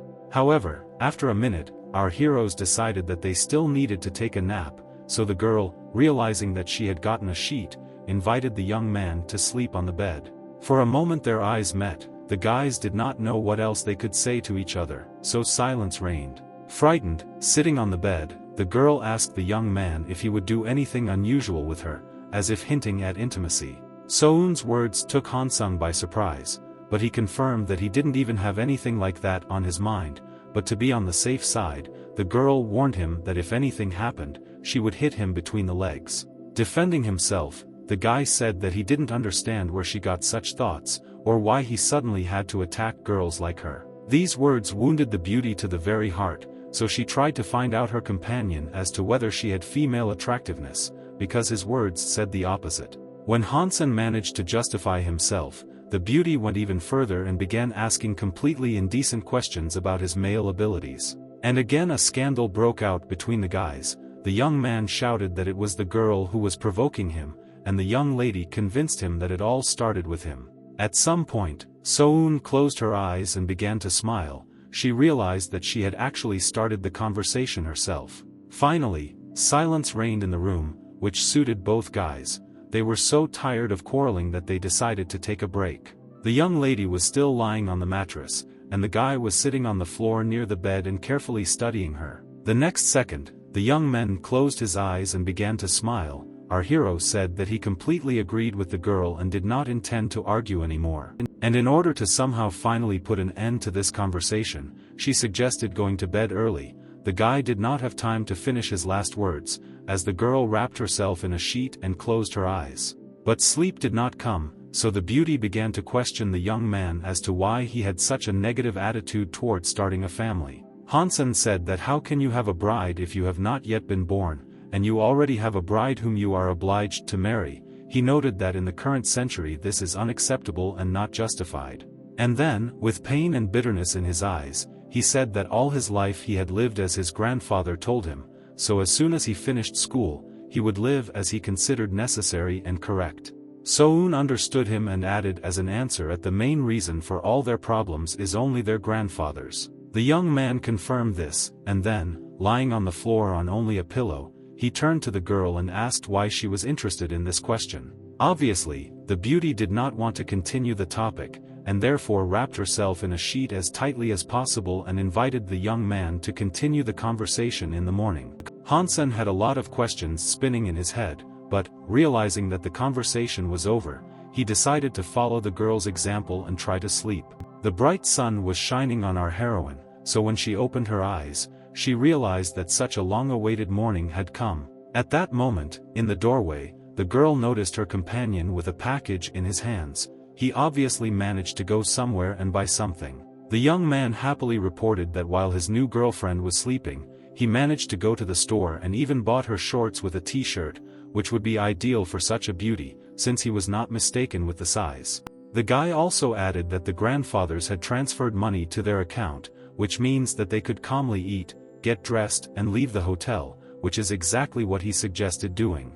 It seemed that So-eun either did not hear him or did not understand him, because she continued to look at him in surprise and silence. Turning to Hansen, the beauty noted that she did not understand why the young man was so calm, while at the same time the young man did not understand why his companion was worried. Hansen's grandfather looked at his friend and said that absolutely nothing happened between their grandchildren, nothing happened that they expected. Yuri, making excuses and hesitatingly, told the old people that she could fix the situation if they allocated her a certain amount and gave her a little time, but this answer did not suit the old people. The gentleman continued and noted that he himself now understands what modern youth are interested in, but Yuri, who was standing nearby, dared to ask whether this was really so. The next moment, the man became as serious as possible. He raised his hand and informed everyone that he would direct the further operation himself, and then asked to gather everyone, but did not specify who exactly.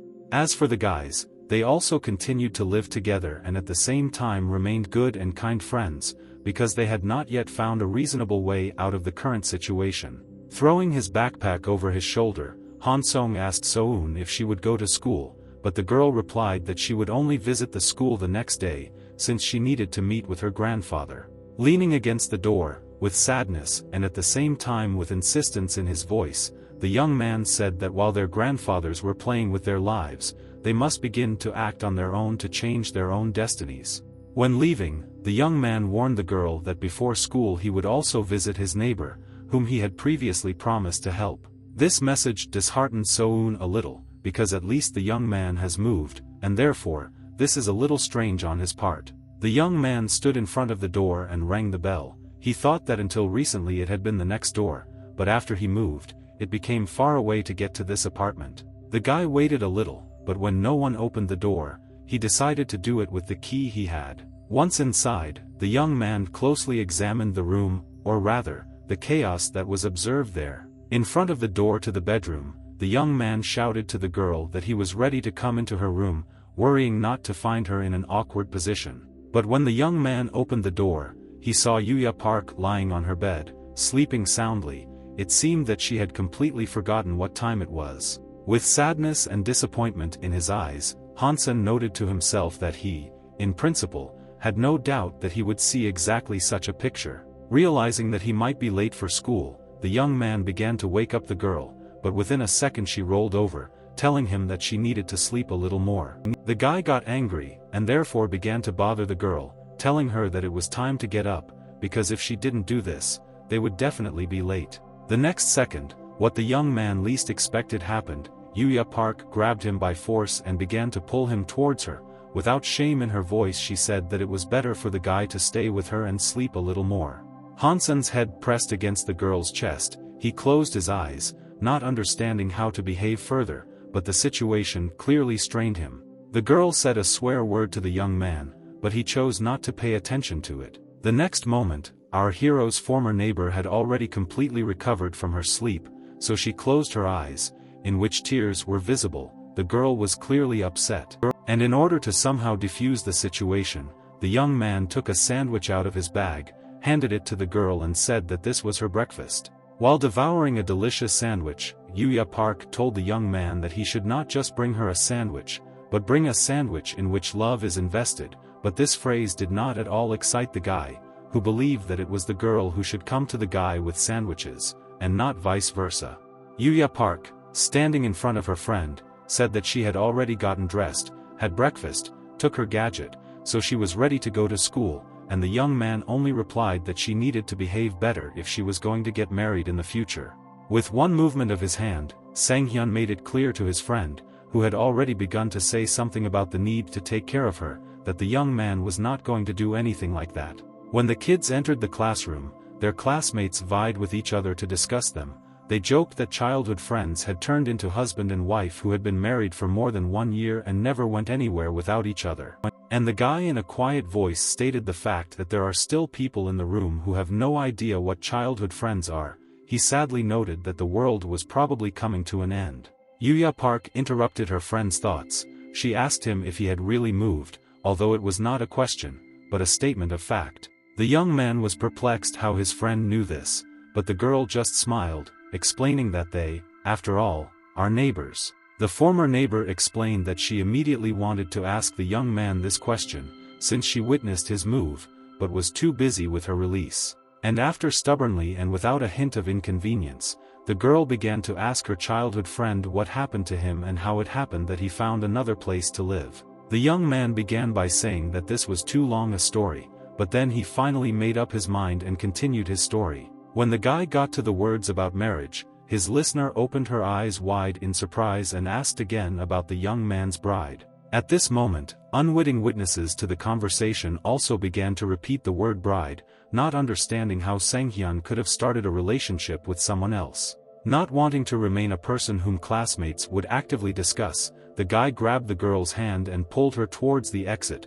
offering to continue the conversation without prying eyes. When they were outside the door, the guy started yelling at his girlfriend, saying that if they continued this conversation any further, his school life would be over. But the words had no effect on Yuya Park. She noted with a smile on her face that he was very lucky, because the young man had both a childhood friend and a fiancé, although in the 21st century this does not matter. Stuttering, the guy began to make excuses and say that he had no fiancé, but the former neighbor noted with surprise that her friend's whole story was more like some story from a book. Sang-hyun told his classmate that he and the girl he was just talking about are not in a relationship, and the main reason is that they live together under the compulsion of their grandfathers. A friend asked if her old friend wanted to break off the relationship, after which he could forget about that girl forever. With a sly smile, Yuya Park noted that first she had to make sure of something, but the guy didn't really understand what she was talking about. It turned out that a childhood friend wants to meet Yoo So-eun in person, talk to her and generally carefully examine the house in which they live. Right after school, Sang-hyun, as promised, brought his former neighbor to his home, and the first thing that impressed the girl was the apartment. But she was surprised when she did not find her friend's so-called fiancé at home, and he, in turn, justified his friend, pointing out that she had a lot to do today, so she would appear a little later. This answer completely satisfied Yuya Park, who smiled and looked attentively at the young man. Taking off her jacket, she threw it behind her back and silently walked somewhere, hearing after her the guy wondering in bewilderment why she actually decided to come. It turned out that everything that was happening between the guy and the girl who entered the apartment a minute ago was watched by Yoo So-eun's grandfather and his assistant Yuri. The gentleman did not understand who the young man was to his classmate. The assistant turned to her employer with a proposal to draw up a new plan, but he said with anger and at the same time regret that this was not necessary. With tears in her eyes, the girl asked why she couldn't do this, and then asked if perhaps the reason was that she was the girl's childhood friend. She started screaming and making excuses. The girl said that in the world of rom-coms, a childhood friend is associated with defeat, so she has long forgotten how close they were before. Therefore, Yuri can continue to follow the plan. It seemed that the gentleman either did not hear her, or did not want to hear her, but after a second he noticed that a young lady had come home. Sang-hyun and Yuya Park sat comfortably on the sofa and played some kind of computer game. It seemed that they completely forgot about time. They felt so good and comfortable together. The young man, realizing that it was already late, tactfully asked his friend if she was going home, but she stated with naivety in her voice that she planned to play all night, and if possible, she would stay overnight if her friend didn't mind.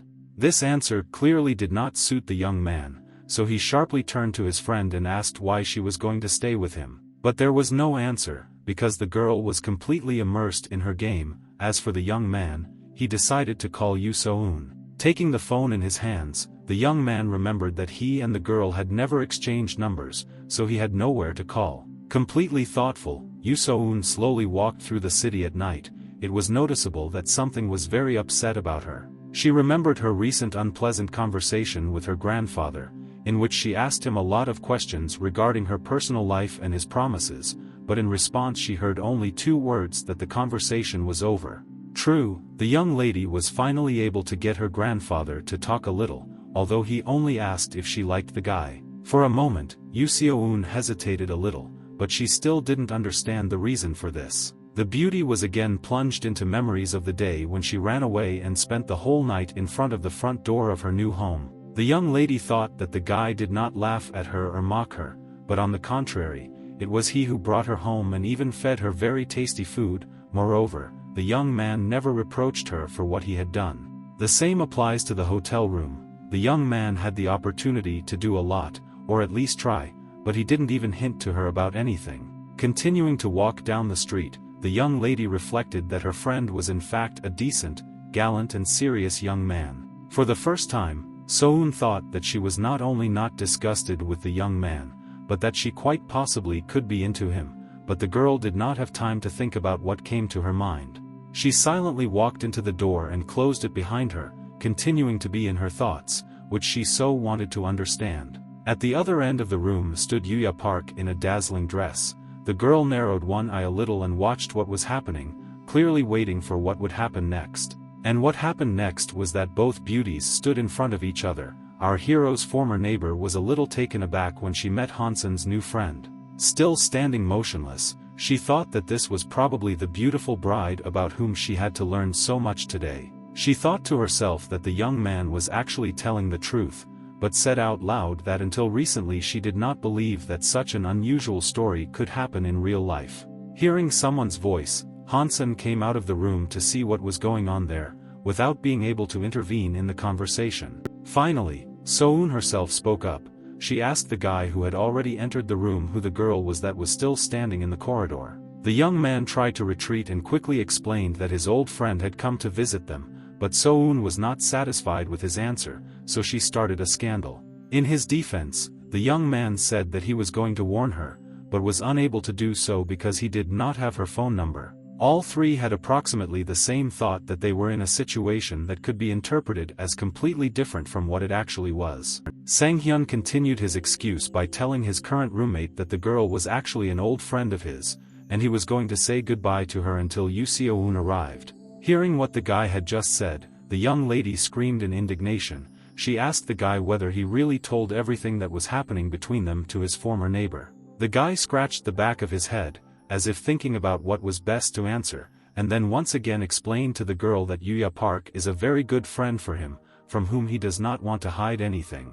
Yoo So-eun looked at the couple critically, and decided for herself that they were not just wonderful friends, but they were also a couple who, most likely, had been in a relationship for a long time. The beauty's thoughts did not end there. On the contrary, they took on a more interesting character. The girl decided that the couple planned to make this evening very interesting and piquant. Yoo So-eun started yelling at the guy again and was again going to make a scandal, to which they were both so accustomed. She said that even though the young man had a close friend, he still had to take into account the fact that this was her home, too, and the guy at that moment muttered something inaudibly and again made excuses. After a second, the beauty cooled down a little and even began to smile. She said that a young man can have a girlfriend, and more than one, it's none of her business, so she won't worry about it. Yuya Park, who became part of the conversation between the young man and the girl, raised her left hand and asked the couple to remain silent for a moment. She said that their behavior is as strange as possible and is reminiscent of the relationship between two lovers who cannot come to a common consensus. This statement angered So-eun, who again began to scream and make excuses, saying that they were not dating and did not plan to do so. With calm in her voice, Yuya Park judiciously suggested that if nothing happens between the guys, then why do they arrange such scenes for each other? Does it matter who brings whom to the house? In her thoughts, So-eun thought that she really shouldn't care who her new acquaintance brings to the apartment, but on the other hand, this is her home, and she wouldn't want all sorts of indecent things to happen in it. Hansen decided to set the record straight and, therefore, once again, with calm in his voice, he said that his former neighbor was neither a girlfriend nor a lover for him. This answer slightly surprised the young lady, who was clearly expecting to hear something else. She looked amazed at her flatmate, not believing her ears. Hansen noted that he and his former neighbor are actually very good acquaintances, they are just childhood friends and nothing more. For a moment, a long-awaited silence reigned in the room. The guys looked at each other, not knowing what else to say. The silence was broken by Yuya Park, who asked whether the young people really were not going to meet and take some more serious steps, receiving an affirmative answer. And Yu So-eun asked the guys for the last time if they were not really a couple in love, to which she also received an affirmative answer. And again all three stood in the corridor, looking at each other, and not daring to say anything else. Perhaps they would have stood there for a long time, but it seems that the guy's former neighbor came up with some kind of brilliant idea, which they started talking about there. For a moment she was interrupted by a young man, but she did not give him the opportunity to finish, because she said that she had already decided everything for herself. The girl said that she knows how young people can end their relationship and break off an engagement, and Yuya Park will help them with this. That same evening, Yuya Park created a committee that would deal with the separation of So-eun and Sang-hyun, and informed them that she would be the one to head this organization, while the guys would become her faithful assistants. The young man did not understand why the girl needed this, but she said that good friends should help each other in the most difficult situations. The guy, without a shadow of a doubt, openly told his former neighbor that he did not expect any help from her. She realized that he was speaking too biasly, but did not pay any attention to his words. But the young lady was very interested in the girl's proposal, so she immediately began asking what she planned to do. Yuya Park once again told them where the problem came from, and how the guys themselves wanted to resolve this unpleasant situation. This was necessary in order not to miss anything. Having received affirmative answers, the girl told her new friends that she had a great idea, or rather, even several. With joy in her eyes, she said what no one expected from her. Yuya Park proudly declared that she should live with the guys in the same house. This statement infuriated Hansen. He jumped up from his seat and began shouting at his childhood friend, forcing her to go and read books and not come up with all sorts of nonsense. It seemed like Yuya Park didn't pay any attention to his words as she remained as calm as possible and said that such a plan came to her mind after she collated all the information. The former neighbor stated the fact that the grandfathers are waging a real war, which means that they will continue until the young people actually begin to meet and live as a couple. As arguments, an old friend of our hero cited the impossibility of their relationship if there was someone else in the apartment who would constantly disturb them. The guy was about to object again, but for a second he thought that his childhood friend was actually right, and it was difficult to argue with that. With horror in her voice, So-eun noted that she was not going to follow her grandfather's plans, much less start a relationship with the guy. But at the same time, she continued and replied that she and Hansen could come up with something themselves and did not need anyone's help. So-eun, turning to Yuya Park, said that she only cares about them in order to begin a romantic relationship with Sang-hyun herself. Well, the young man himself intervened in the conversation in time, noting that this was not really the reason, having clearly already made some kind of decision. The former neighbor again turned to the guys and asked them if it was true that Yuri was currently working for the grandfathers. Yuya Park said that if this is the girl she thinks about, then there are a lot of lies in this case, because she has nothing to do with the shoujo manhwaki, since she is a simple maid. Continuing, a childhood friend noted that her stories are as formulaic as possible, so when you start reading them, you immediately know how it will end. She asked the guys to remember all the stories that had happened to them in recent days and noted that these were classic rom-com stories that Yuri specialized in, but she was not capable of more. Yuya Park, continuing to think out loud, noted that Yuri is a good teller, which means that in order to bring a couple together, she uses the methods that she is well aware of. And then the girl jumped up and started shouting that it was time for her to start her own interesting and exciting game, adding that the guys would be able to perfectly play their role using her own templates. The guy told his former neighbor that he understood her perfectly, but he still cannot understand why the girl should live in their house. The friend explained that living with them, she would have the opportunity to come up with something interesting every day, something that would ultimately lead them all to success, but she thought to herself that she really had been in love with Sang-hyun. But she only said out loud that by living with the guys, she would be able to save on her own breakfasts, which was quite expected for a guy. Now So-eun entered the conversation. She wanted to know the young man's opinion on this matter, who once again now, looking into the beauty's eyes, confirmed that his neighbor was saying the right things.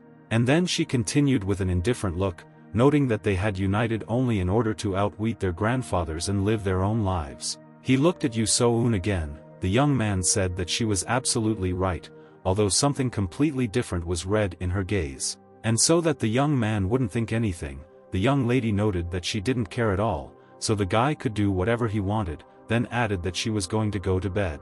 Hansun and Yuya Park looked attentively after the leaving girl. Perhaps they both wanted to say something, but did not dare to do so. The young man broke the silence, noting that apparently his roommate was a little angry about what had just happened. 569 The guy was eager to find out what role he had in all this. He had many questions to which no one could give a single answer. And all because his former neighbor waved her hand at him and happily informed him that she was also going to go to bed, wishing him all the best. Hansun was going to say something else or ask about something, but a second later the room was empty. His old friend disappeared into the next room. The young man was left alone in the middle of the corridor. He was a little stressed by the current situation, but he convinced himself that everything would be fine anyway. Yu So-eun, who was sleeping on the floor in the room, woke up with a disheveled look. The girl clearly did not get enough sleep and something was bothering her. She thought that because of Hansun and his former neighbor, she had never been able to sleep soundly, and thoughts came into her head that were most unpleasant for her. The girl convinced herself that she should switch, that these two did not deserve the time she was spending on them, so she didn't care what they did. As she left the bedroom, the young lady remembered that they only had one bathroom, which meant that she needed to rush there as quickly as possible while her flatmates were still sleeping. But before she had time to reach the room, the figure of the very one she had been thinking about all night appeared in front of her out of nowhere. The girl rubbed her eyes, as if to show that she had just woken up, but that was not the strange thing. Her appearance raised many questions, because she was standing in only her underwear. Yu So-eun was clearly discouraged by this situation, as was the guy who was turning the corner at that moment, and a second later, with confusion in her voice, the young lady asked what Yuya Park was doing. Realizing that a scandal was brewing again, the young man turned to So-eun with the question that she was again going to start a showdown. The next second, the young man ran into the room, grabbed a tracksuit and in a matter of seconds put it on his former neighbor. The girl was not at all embarrassed by this action. On the contrary, it seemed that she accepted it as something she simply stood and stretched. Yuya Park, with a calm voice, said that everything was fine with her and the fact that she was in her underwear should not raise any questions for anyone, because this is normal. But what is normal for some is not normal for others, even for So-eun. So the beauty began to reproach the guy for the fact that it was customary for him to look at girls in underwear, and then again began to be interested in what the relationship was between them.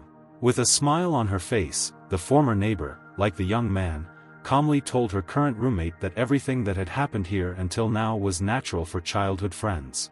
It seemed that a showdown could not be avoided, so So-eun began to boil again, looking at the girl with surprise and anger in her eyes. In order not to run into trouble again, the guy told the girls that he needed to be the first to go into the bathroom for a while. A second later, Soon stood alone in the middle of a large corridor and in front of the door to the bathroom, thoughts swarming in her head that she could not calm down. Unlike her neighbor, Yuya Park was in a great mood. She remembered Sanghyun's touches and thought that nothing could be more beautiful. Left alone, the young man asked the young lady not to say any more what she said, because not all people could understand her correctly. At the same time, the girl was perplexed how one could misunderstand what was happening in their apartment. Suddenly, the guy's new neighbor intervened in the conversation, and with a smile on her face, she said that she and Sanghyun do a lot of things together, so they have long been accustomed to it, because they are childhood friends. While the young man was brushing his old friend's teeth, he clarified that he had actually been doing many things for his friend since early childhood. Not trying to be false, but wanting to understand everything for herself, Soon began to clarify what we were talking about, and whether they were really so close since childhood. 594, holding a brush in her hands, Yuya Park noted that she really couldn't imagine her life without a young man, since he had done a lot for her. Her words were confirmed by the guy himself. After thinking a little, Soon admitted that she still doesn't fully understand what's going on between the guys, but she wouldn't like to see it, since they all live together. But the childhood friend and the young man, turning to their current neighbor, assured her that she and Hansung could not stop doing what they were used to, which plunged Soon into a slight shock.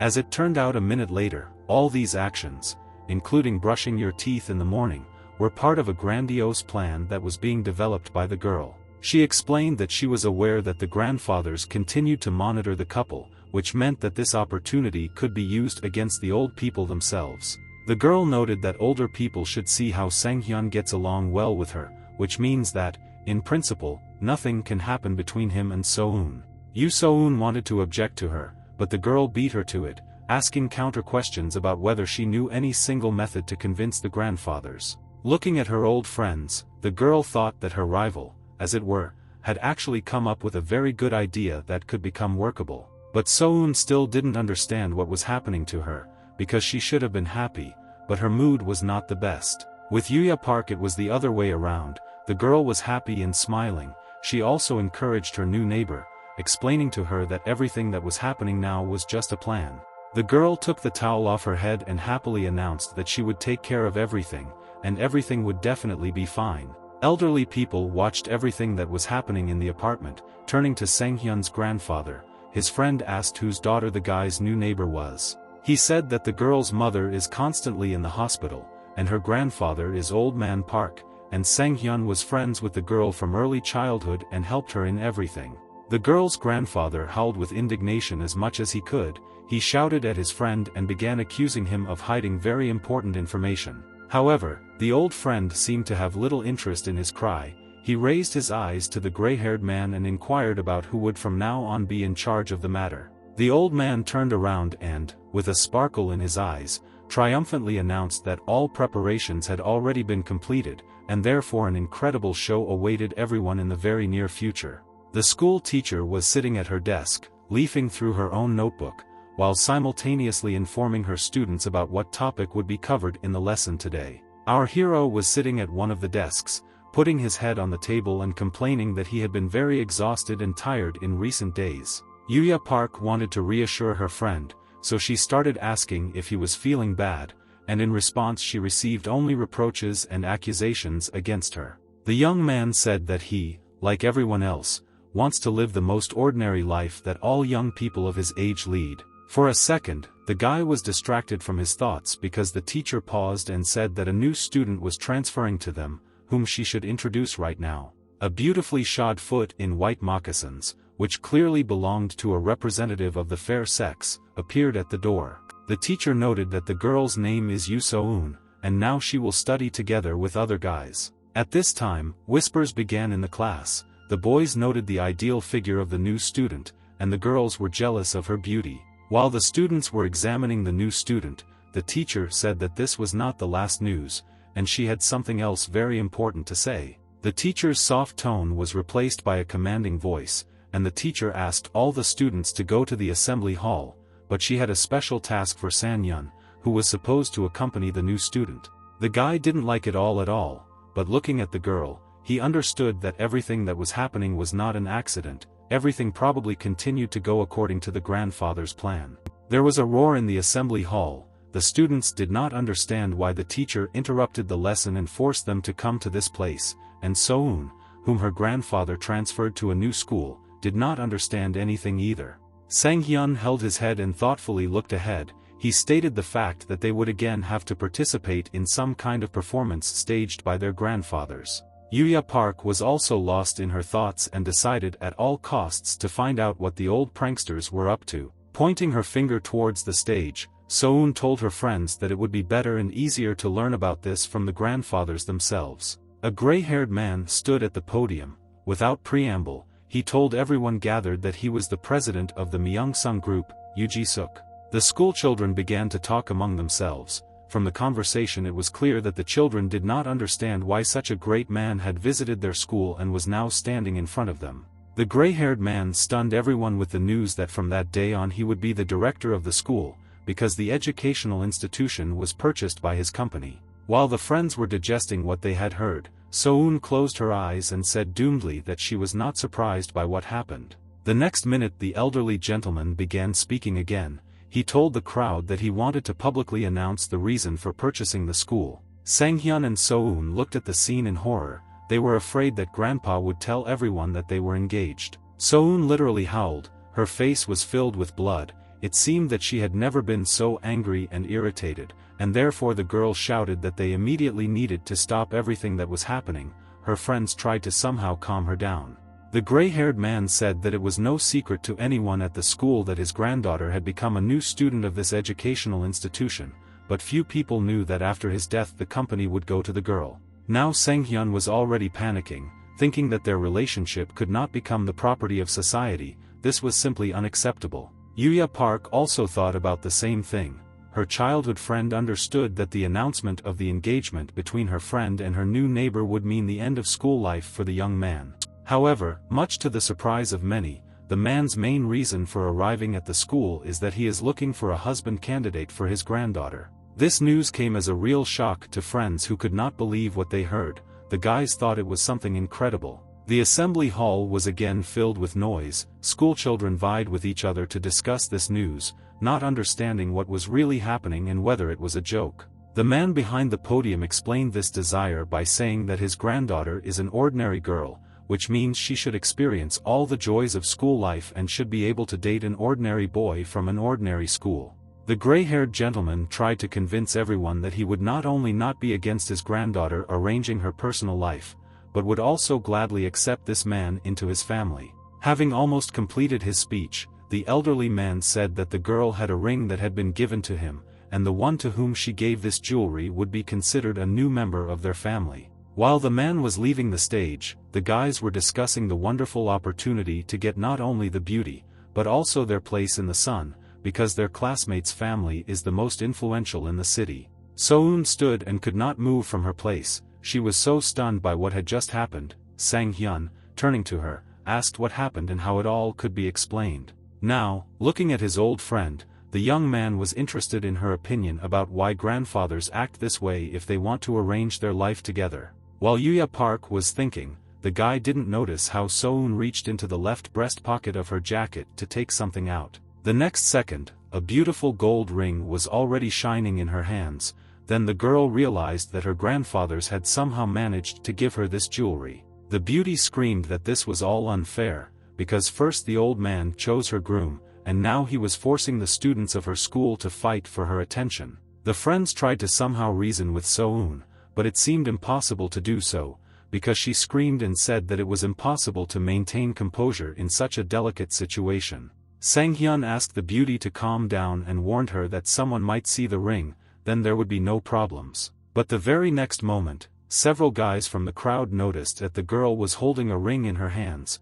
Greed and avarice were visible in their eyes. Grabbing So-eun's hand, Sang-hyun yelled at his neighbor to run after him as fast as she could. A minute later, the guys stood completely alone in the hall. They still could not catch their breath, and also recover from the news they heard. Turning to her apartment neighbors, So-eun began to ask them about what could await them in the future. The young man expressed his assumption that this story, on the contrary, could help them, although the girl did not understand how this could be. With doom in his voice, the young man suggested that the grandfathers realized the failure of their plan, so they decided to come up with something new, and if so, then there is no point in continuing a relationship that never existed. The girls, carefully listening to the guy's point of view, did not agree with him. There was some kind of suspicion in their eyes. A second later, several schoolchildren appeared behind the guys. They happily approached the fugitives, at the same time calling other children. Schoolchildren surrounded the young heiress on all sides and began asking her a variety of questions, both regarding whether she would really get everything, and regarding her possible marriage with one of the students. Yuya Park and Sang-hyun, who were standing behind the girl, were discussing the fact that the most unpleasant thing had already begun and it would most likely not be possible to get away from it. A second later, someone's heavy hand sharply pushed Sang-hyun aside, and in his place appeared a handsome blonde man with a snow-white smile. The guy turned to the girl, wanting to find out if she really is who she claims to be. Soon answered in the affirmative and asked the guy what he wanted from her. The next second, the young man knelt in front of her and presented her with flowers with an offer to become his girlfriend. The old people watching everything happening on TV were quite amused, and Sang-hyun's grandfather asked his old friend whether this idea really belonged to him. The man said that this is a brilliant plan, because if the girl were to date another guy while living with Sang-hyun, it would certainly cause him a storm of all sorts of emotions, including jealousy. The guy's grandfather confirmed that the plan was in fact ingenious and would finally move his grandson, forcing him to act. The men drank to soon see how the young man would behave when he had a real rival in love. Yuri, who had been standing behind the old men all this time, thought to herself with a grin that the men had resorted to a hackneyed theme that had been used decades ago. The gentleman looked at the girl angrily and, out of politeness, asked if she was all right, but the girl smiled politely and confirmed that she was fine. Under her breath, the assistant muttered the assumption that the current situation would be as uncomfortable as possible for the two guys, which meant that not everything might be all right with them. Sang-hyun looked at the guy who was crawling on his knees in front of So-eun. The young man did not understand who he was, as well as what he should do in this situation. It seemed to the young man that he was somehow inferior. He was the one who was being taught how to properly care for a girl and behave with her. Smiling maliciously, the blonde stood in front of the girl, pointing her to the roses, and uncivilly invited her to inhale their scent. The beauty was so amazed that she did not know how to behave. She looked at the young man in surprise and asked him if he was rushing things too much. The guy sensibly and effectively put his hand on the girl's shoulder and told her that she didn't have to worry about anything, because he would take care of everything. So-eun did not understand the meaning of his words and walked next to him as if spellbound. It seemed that she was not aware of what was happening at all. The next second, the beauty grabbed the young man's hand and asked him to remove his hand from her shoulder, and to make the words sound convincing, she added an indecent curse. The girl decided to put the blonde in his place, and therefore burst into a whole tirade. She said that he was nothing compared to her, and the very fact that she was talking to him was doing him a favor. Yuya Park, who had been watching what was happening all this time, asked her childhood friend if his friend was really like that, but he assured her that in some cases she plays a role so that a person does not want to have any relationship with her. A second later, when the girl approached her friends, they asked if she was going too far, but So-eun explained this by saying that the guy could be a hired actor again. Sang-hyun and Seo-eun agreed that until they understood what their grandfather's new plan was, it was better for them to keep their distance from each other so as not to reveal that they themselves were harboring some kind of idea. The girl walked away from the schoolyard, and the young man looked after her with longing in his eyes, trying not to reveal his true emotions. Opening the school locker, she discovered letters and some leaflets flying out of there, very similar to love letters. A second later, another young man approached the beauty, bowed before her and gave her another card. Sang-hyun was perplexed why, after everything that happened, there are guys who so want to date So-eun, but Yuya Park noted that there are fewer people willing, but there is another problem. At this time, some girls were actively discussing So-eun. It was difficult for them to understand why she could not decide on the choice of a guy. Her classmates believed that it was all about her wealth. Yuya Park said that their friend was a little crazy, although she expected otherwise, and Sang-hyun, who was standing nearby, added that this whole story was as unpleasant as possible for So-eun. In his thoughts, the young man scolded himself for letting this whole story go its way and not intervening in any way, although he wanted to and he felt that he should have done at least something. At this time, another situation was unfolding in the schoolyard. The blonde woman whom she had previously refused approached So-eun and began to actively pester the girl again. Our heroine looked displeasedly at the young man and sarcastically asked him why he continued to follow her, because she made it clear to him that she was not interested in him.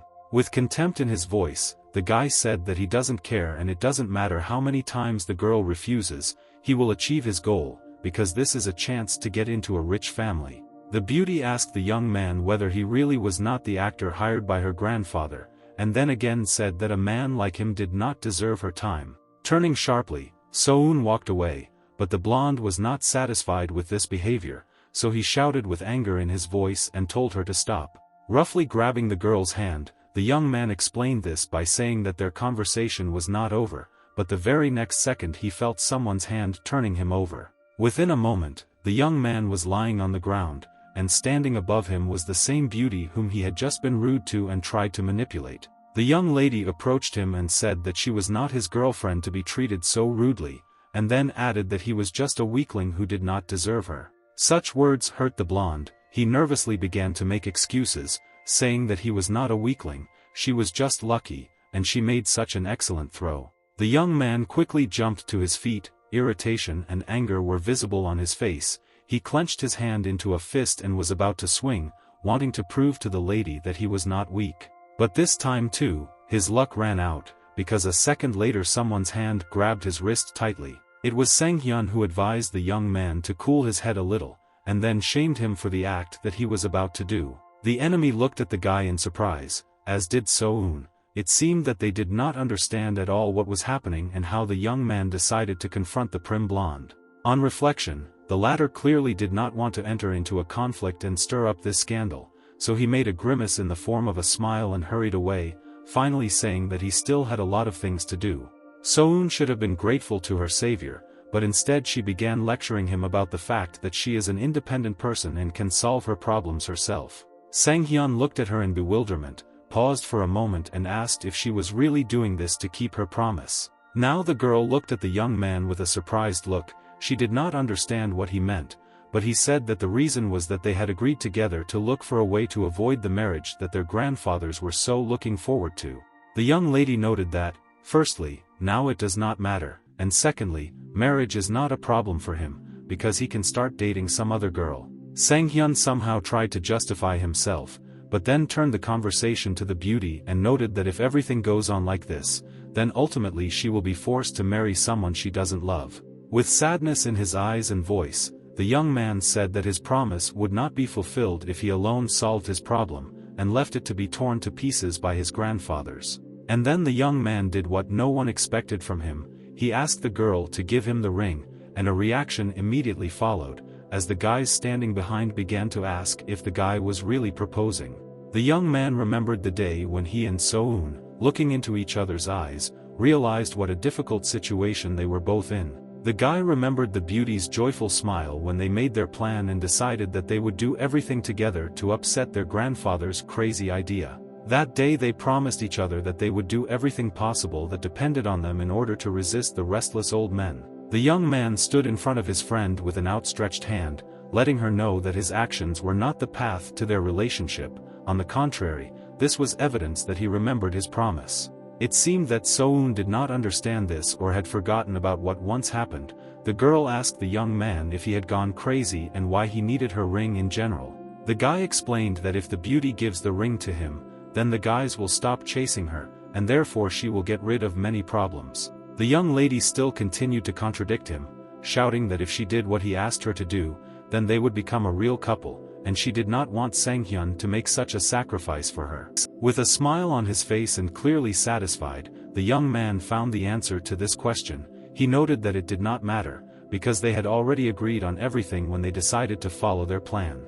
So-eun blushed. She didn't know what to do or how to object to her friend.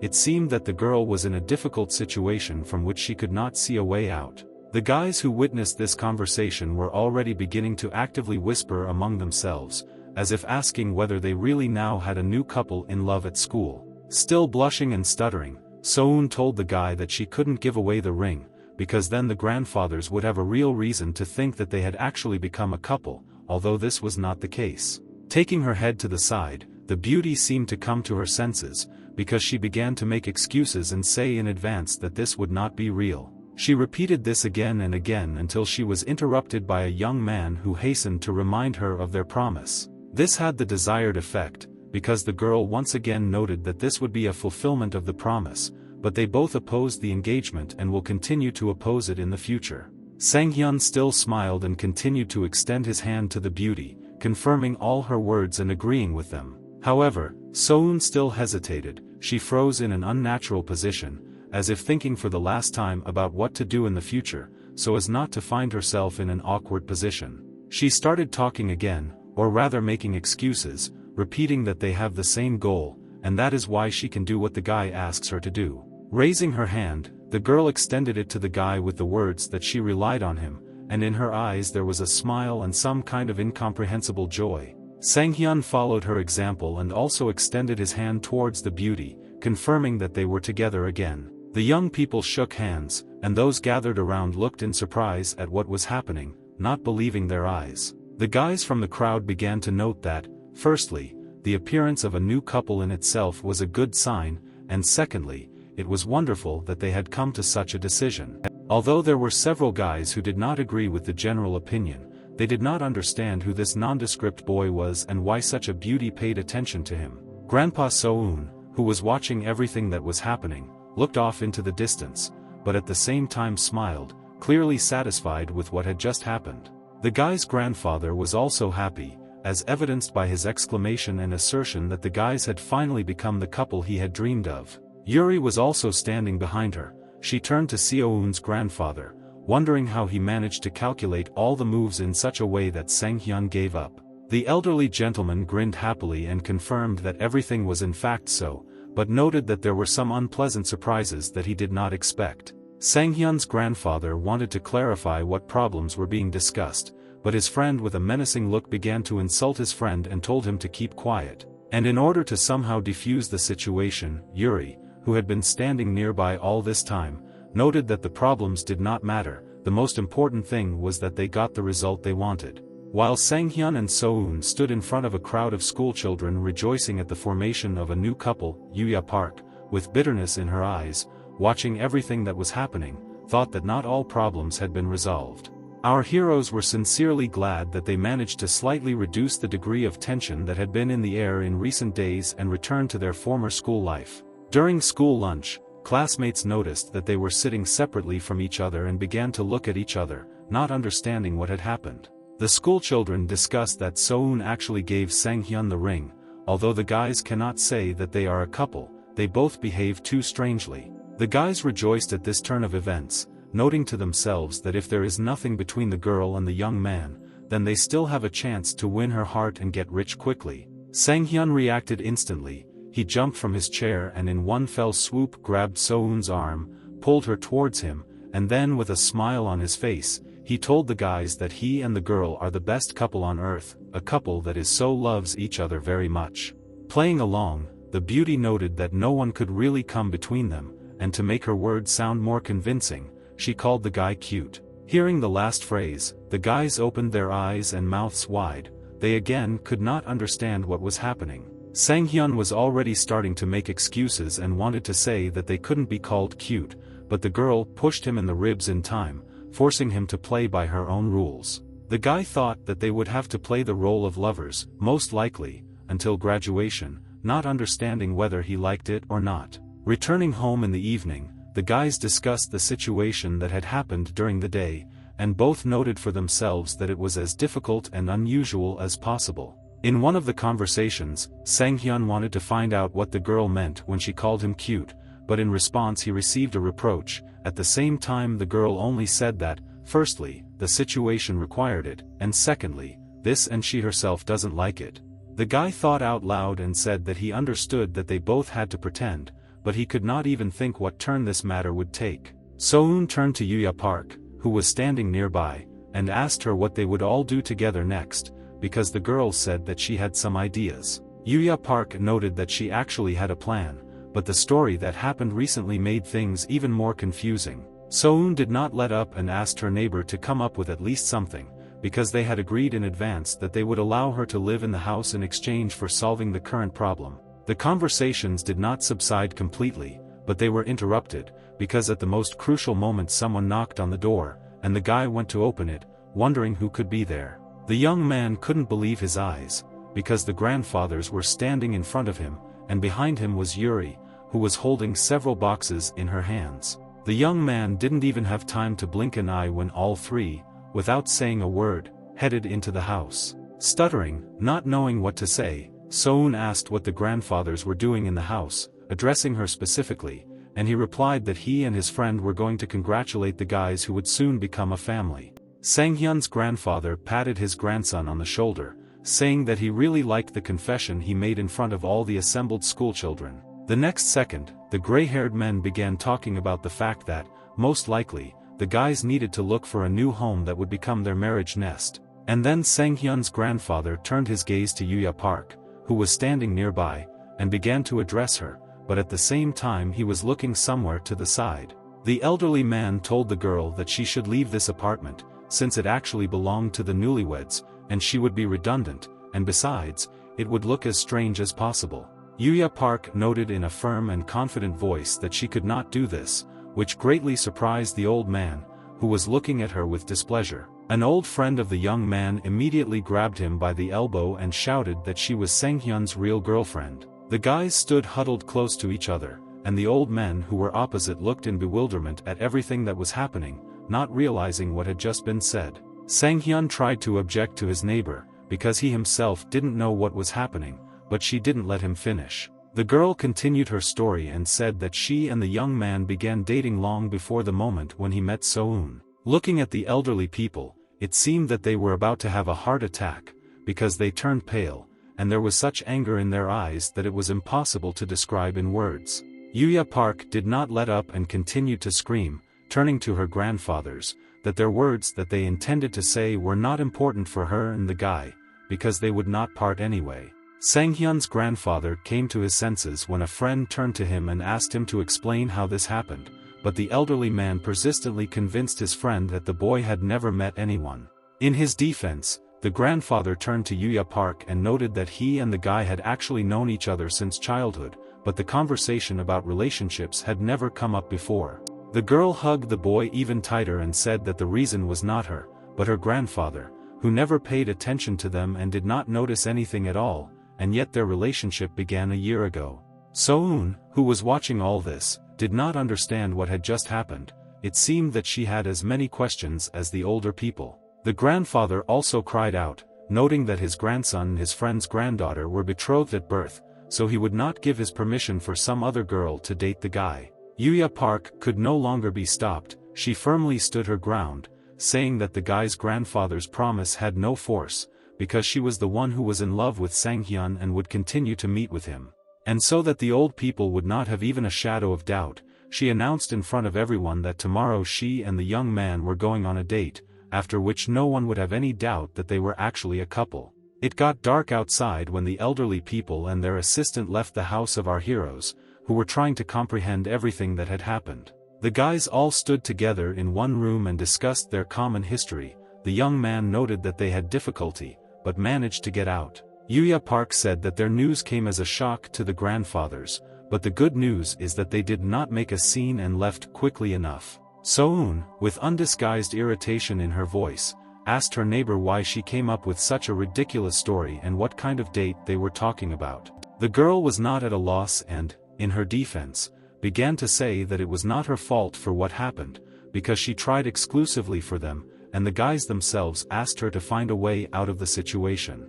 Soon asked her new friend if she was really going to pretend to be the boy's girlfriend just to deceive the grandfathers. Yuya Park raised her hand, thought for a moment, and confirmed that this was indeed the case, adding that all three of them needed to strictly follow the script if they wanted the grandfathers to believe what was happening. The young man decided to find out from his longtime girlfriend why, before becoming his so-called girlfriend, she did not consult with him, but she said that, firstly, there was no time, and secondly, she did not have time to come up with another plan. A second later, the boy's new neighbor fell silent. Her gaze showed resentment, awkwardness and some kind of sadness, which could not be said about So-eun, who was standing nearby. Putting her hands on her hips, Sang-hyun's new so-called fiancé noted that there was no point in discussing what had happened, and besides, the guy still needed to make a plan for how and where their date would take place. The young man clearly didn't like this idea, so he started yelling at his neighbor and explaining to her that it was she who created the whole mess of the relationship he found himself in. In a calm voice, the girl explained that she could not do anything, since the guy's grandfathers carefully monitor the house. Therefore, any of her actions would lead to doubts among the old people, but the guy in a sad voice only asked what could be done about monitoring their home. Yuya Park didn't seem to hear his words as she began to tell the guy that young people should be the ones planning a date. The girl ran out of the room and finally reminded the guy that, firstly, she was waiting for him on a date, and secondly, he should not forget that the grandfathers would carefully monitor how this all went. With doom in his voice, turning to himself, the young man noted that he had gotten himself into a very difficult situation. The guy continued to think about the date plan, but what bothered him most was that the upcoming date in the park was supposed to prove something. Sitting in her bedroom, Yuya Park was thinking about why she did what she did, because in fact, she and Sang-hyun were just childhood friends. The scene that happened a few hours ago continued to replay in her head. She replayed over and over again how, looking into the eyes of the guy's grandfather, she screamed that she was his real girlfriend. The guy's new neighbor convinced herself that this whole situation was quite serious and not entirely to her advantage. Yuya Park thought that if she continued to play the role of a young man's girlfriend, others might think that she was actually in love with him. The girl thought that this is real life, and not some kind of game, so everything looks as if she loves the guy. And to make sure her thoughts were correct, the young lady decided to ask the guys from the internet forum about it. She began her question by saying that she had been dating the same guy for several years and waited with bated breath for an answer, continuing to reproach herself for being a stupid girl. Yuya Park was spinning in bed, consumed by her own thoughts, but in order to somehow drown out the voice of her heart, she began to convince herself that she was only helping her best friend. The girl decided for herself that the next day she would play the role that she had to play, and it would not be something strange or unusual, because it was all for fun. So-eun stood in the middle of the apartment, looking around it, and realized that there was no one inside, because her friends had gone somewhere. But she was uneasy as scenes from the previous evening flashed before her eyes, and she continued to think about her neighbor's words about her being Sang-hyun's girlfriend. Our heroine did not understand why such unusual thoughts overwhelmed her, so she tried to convince herself that she should not care what was happening between her neighbor and her neighbor. The next moment, the girl's phone rang. At the other end of the tube there was a female voice asking how she was doing. It was Yuri who was informing the young lady that her roommates were currently out on a date. Trying to appear unperturbed, So-eun talked to her interlocutor about how she was not interested in the personal lives of her new acquaintances, since she did not want to meet the young man whom her grandfather had chosen for her, and she did not care what he said to this. Yuri, without a doubt, noted that it seemed to her that the girl's voice sounded as irritated as possible when she talked about the guys. So-eun was seething with what she just heard, which is why she decided to ask Yuri again if she understood everything correctly. The assistant pretended that she did not hear the young lady's reproaches, and therefore calmly informed her that she and their team knew exactly where the loving couple was. Opening the map on her tablet, she said that based on where they stopped, they could almost tell exactly where Sang-hyun and Yuya Park were in the park. Yuri also added that on this day there is some interesting festival taking place in the park, so something very romantic could happen between the guys, and finally she said that she was sending the girl the coordinates. Before So-eun had time to be indignant and start saying something in her own defense, she heard at the other end that they were already saying goodbye to her. A second later the conversation was over, and immediately a message came with the location of her neighbors. Walking around the room, the girl again thought that she had nothing to do with what was happening between former friends, but if the grandfathers spent a lot of time and effort on all this, then they were again making some kind of plan.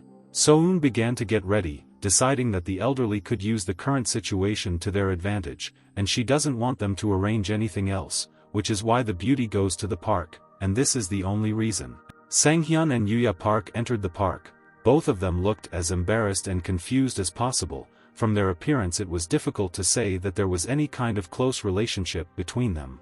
To fix this, The girl tightly pressed the boy's hand to her and said that a couple in love should look like this, because we shouldn't forget that their grandfathers are probably watching them. Although the next second Yuya Park began to pull herself together, deciding that if she was so close to the young man, then from the outside it might seem that she actually loved him. The guy immediately noticed changes in his friend's behavior, but she managed to quickly change the topic and began asking him where they were going to go first. The guys stood in front of the entrance to the gaming center, not daring to enter it, but also in no hurry to go somewhere else. The girl thought that it was her companion who had chosen the gaming room, and not the park itself. She looked at the door with bated breath, but didn't say anything special. Sang-hyun said that he considers this particular center to be the establishment to which he wants to invite his girlfriend. In his opinion, it is the most attractive of all that he could come up with. The next minute, the girl, who had recently so carefully examined this center, howled with indignation. She screamed and said that the atmosphere in the gaming pavilion was far from romantic, and such a place should not be chosen, since the old people would immediately suspect everything. Yuya Park pointedly turned away from the guy, showing that the young man had ruined her wonderful mood, and added that at least it was good that they were still on a date. Indeed, the guy's neighbor looked very attractive. She was wearing a red sweater with a heart, which favorably emphasized the figure of the red-haired beauty. Probably for the first time, the young man noticed the fact that his old friend actually dressed the way people go to romantic dates. The girl fell silent again. It was difficult to understand anything from her eyes.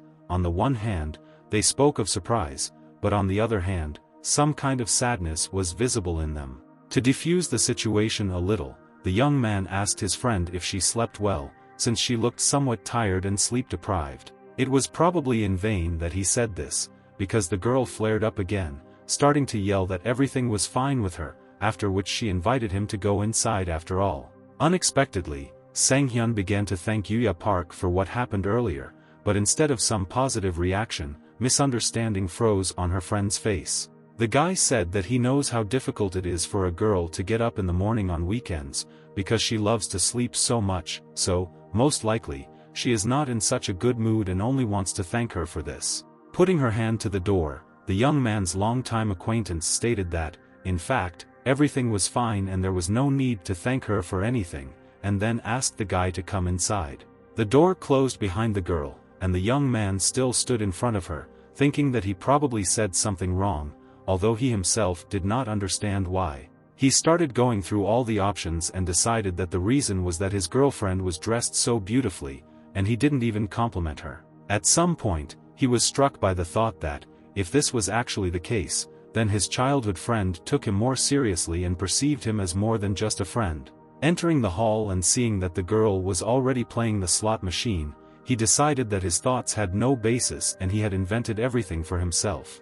Yuya Park tried to pull out the toy, although she didn't succeed. Then she offered to do it to her companion, hinting that he was unlikely to succeed either. At the far end of the room stood an inconspicuous girl in a black scarf, a light brown coat and dark boots. She carefully watched the guys, but tried not to approach them. Coming out of the center, Yuya Park was not very happy, stating the fact of their failure, while at the same time the guy who had been walking next to her all this time was simply silent.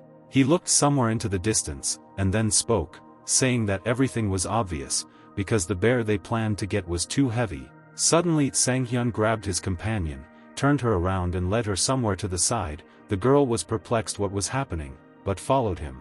For a second she stopped and looked over the young man's shoulder. On the alley she saw two guys who studied with them at school. She asked her friend because she wanted to understand why they would hide from guys if their date was in full swing and they weren't doing anything wrong. The young man began to make excuses, saying that if these boys thought that they were actually dating, then Soon might have problems. But Yuya Park did not understand at all what relation their neighbor had to them, because everything is extremely simple. There is a plan, and they strictly adhere to it. The guy tried to explain that if their classmates suspected that everything was fake, they would start pestering the girl again, and then everything would start all over again, and this would be as unpleasant as possible for their neighbor. It seemed that the guy's longtime acquaintance had increased in size 20 times. She screamed so much and was so indignant that it was impossible to stop her. The the girl did not understand why her friend was so concerned about their neighbor. Yuri convinced her employers that there was absolutely nothing between Sang-hyun and his childhood friend, and their date was just a farce and a desire to get rid of older people. But even if the guys meet, it doesn't matter, because the plan is as cunning as possible, and it will be carried through to the end. The girl in a black scarf and dark coat continued to follow on the heels of the loving couple and did not leave them a single step.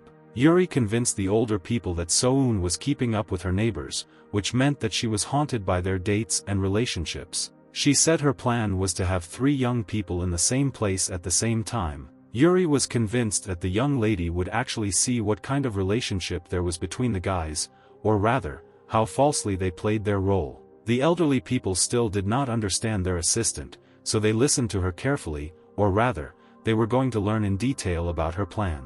Sang-hyun drew attention to the young couple who stood in front of him and kissed. The guy did not understand why they were doing this in front of everyone, and was slightly embarrassed. At that moment, a girl ran up to the young man and began to tell him that a competition was being held in the park to prove the real relationship of 2 lovers.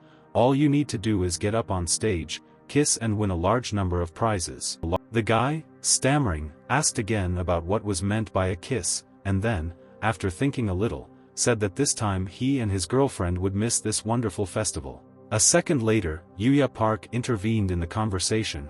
She convinced her companion that they should definitely take part in this competition.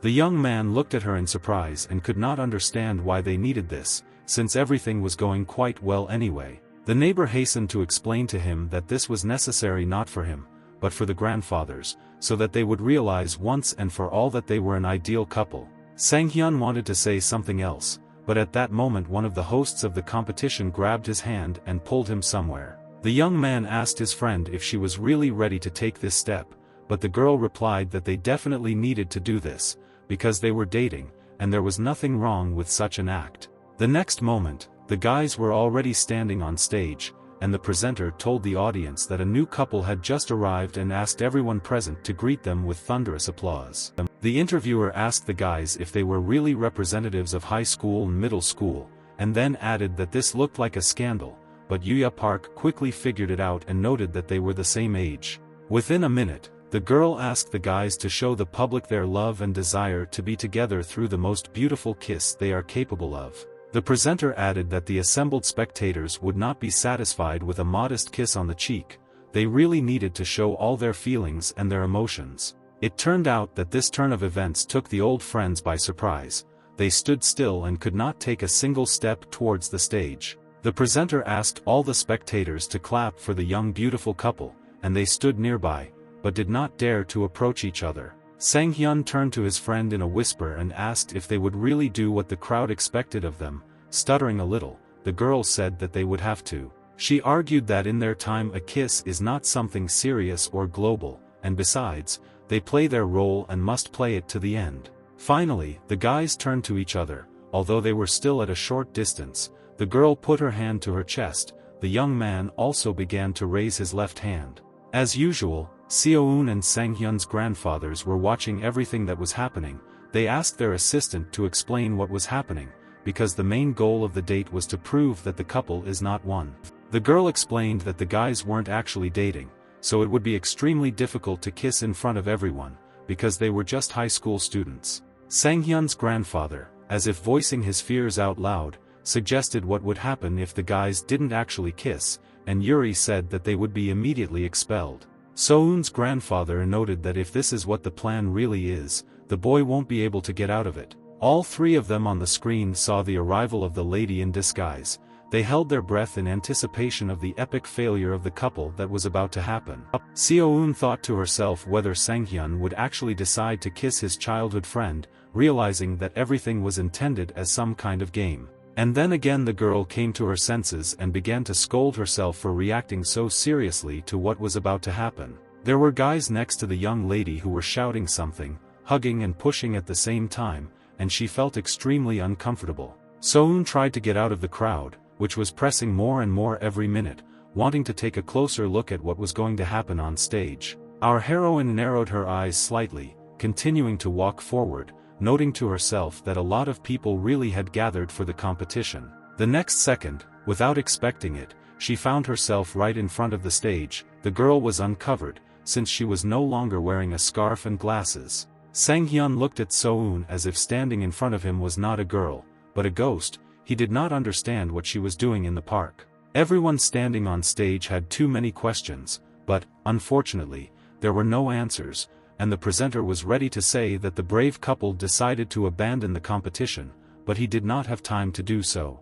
Yuya Park was not taken aback and, turning to her friend, said that they definitely need to kiss, since the rules of the competition are the same for everyone, and if they don't do it now, they will never do it again. The guy clearly had no intention of doing this. He looked like a lost child and, turning to his friend, said that they could not do this because So-eun was looking at them. Yuya Park clearly did not expect to hear such an answer, so for a while she simply stood and looked into the young man's eyes, as if weighing the right decision. But just a moment later, the childhood friend rushed to the guy and grabbed his head with her hands, clearly planning to do something serious. Everyone froze with bated breath in anticipation of the outcome of this situation, but most of all in shock were the trio, who were watching everything on the TV screen.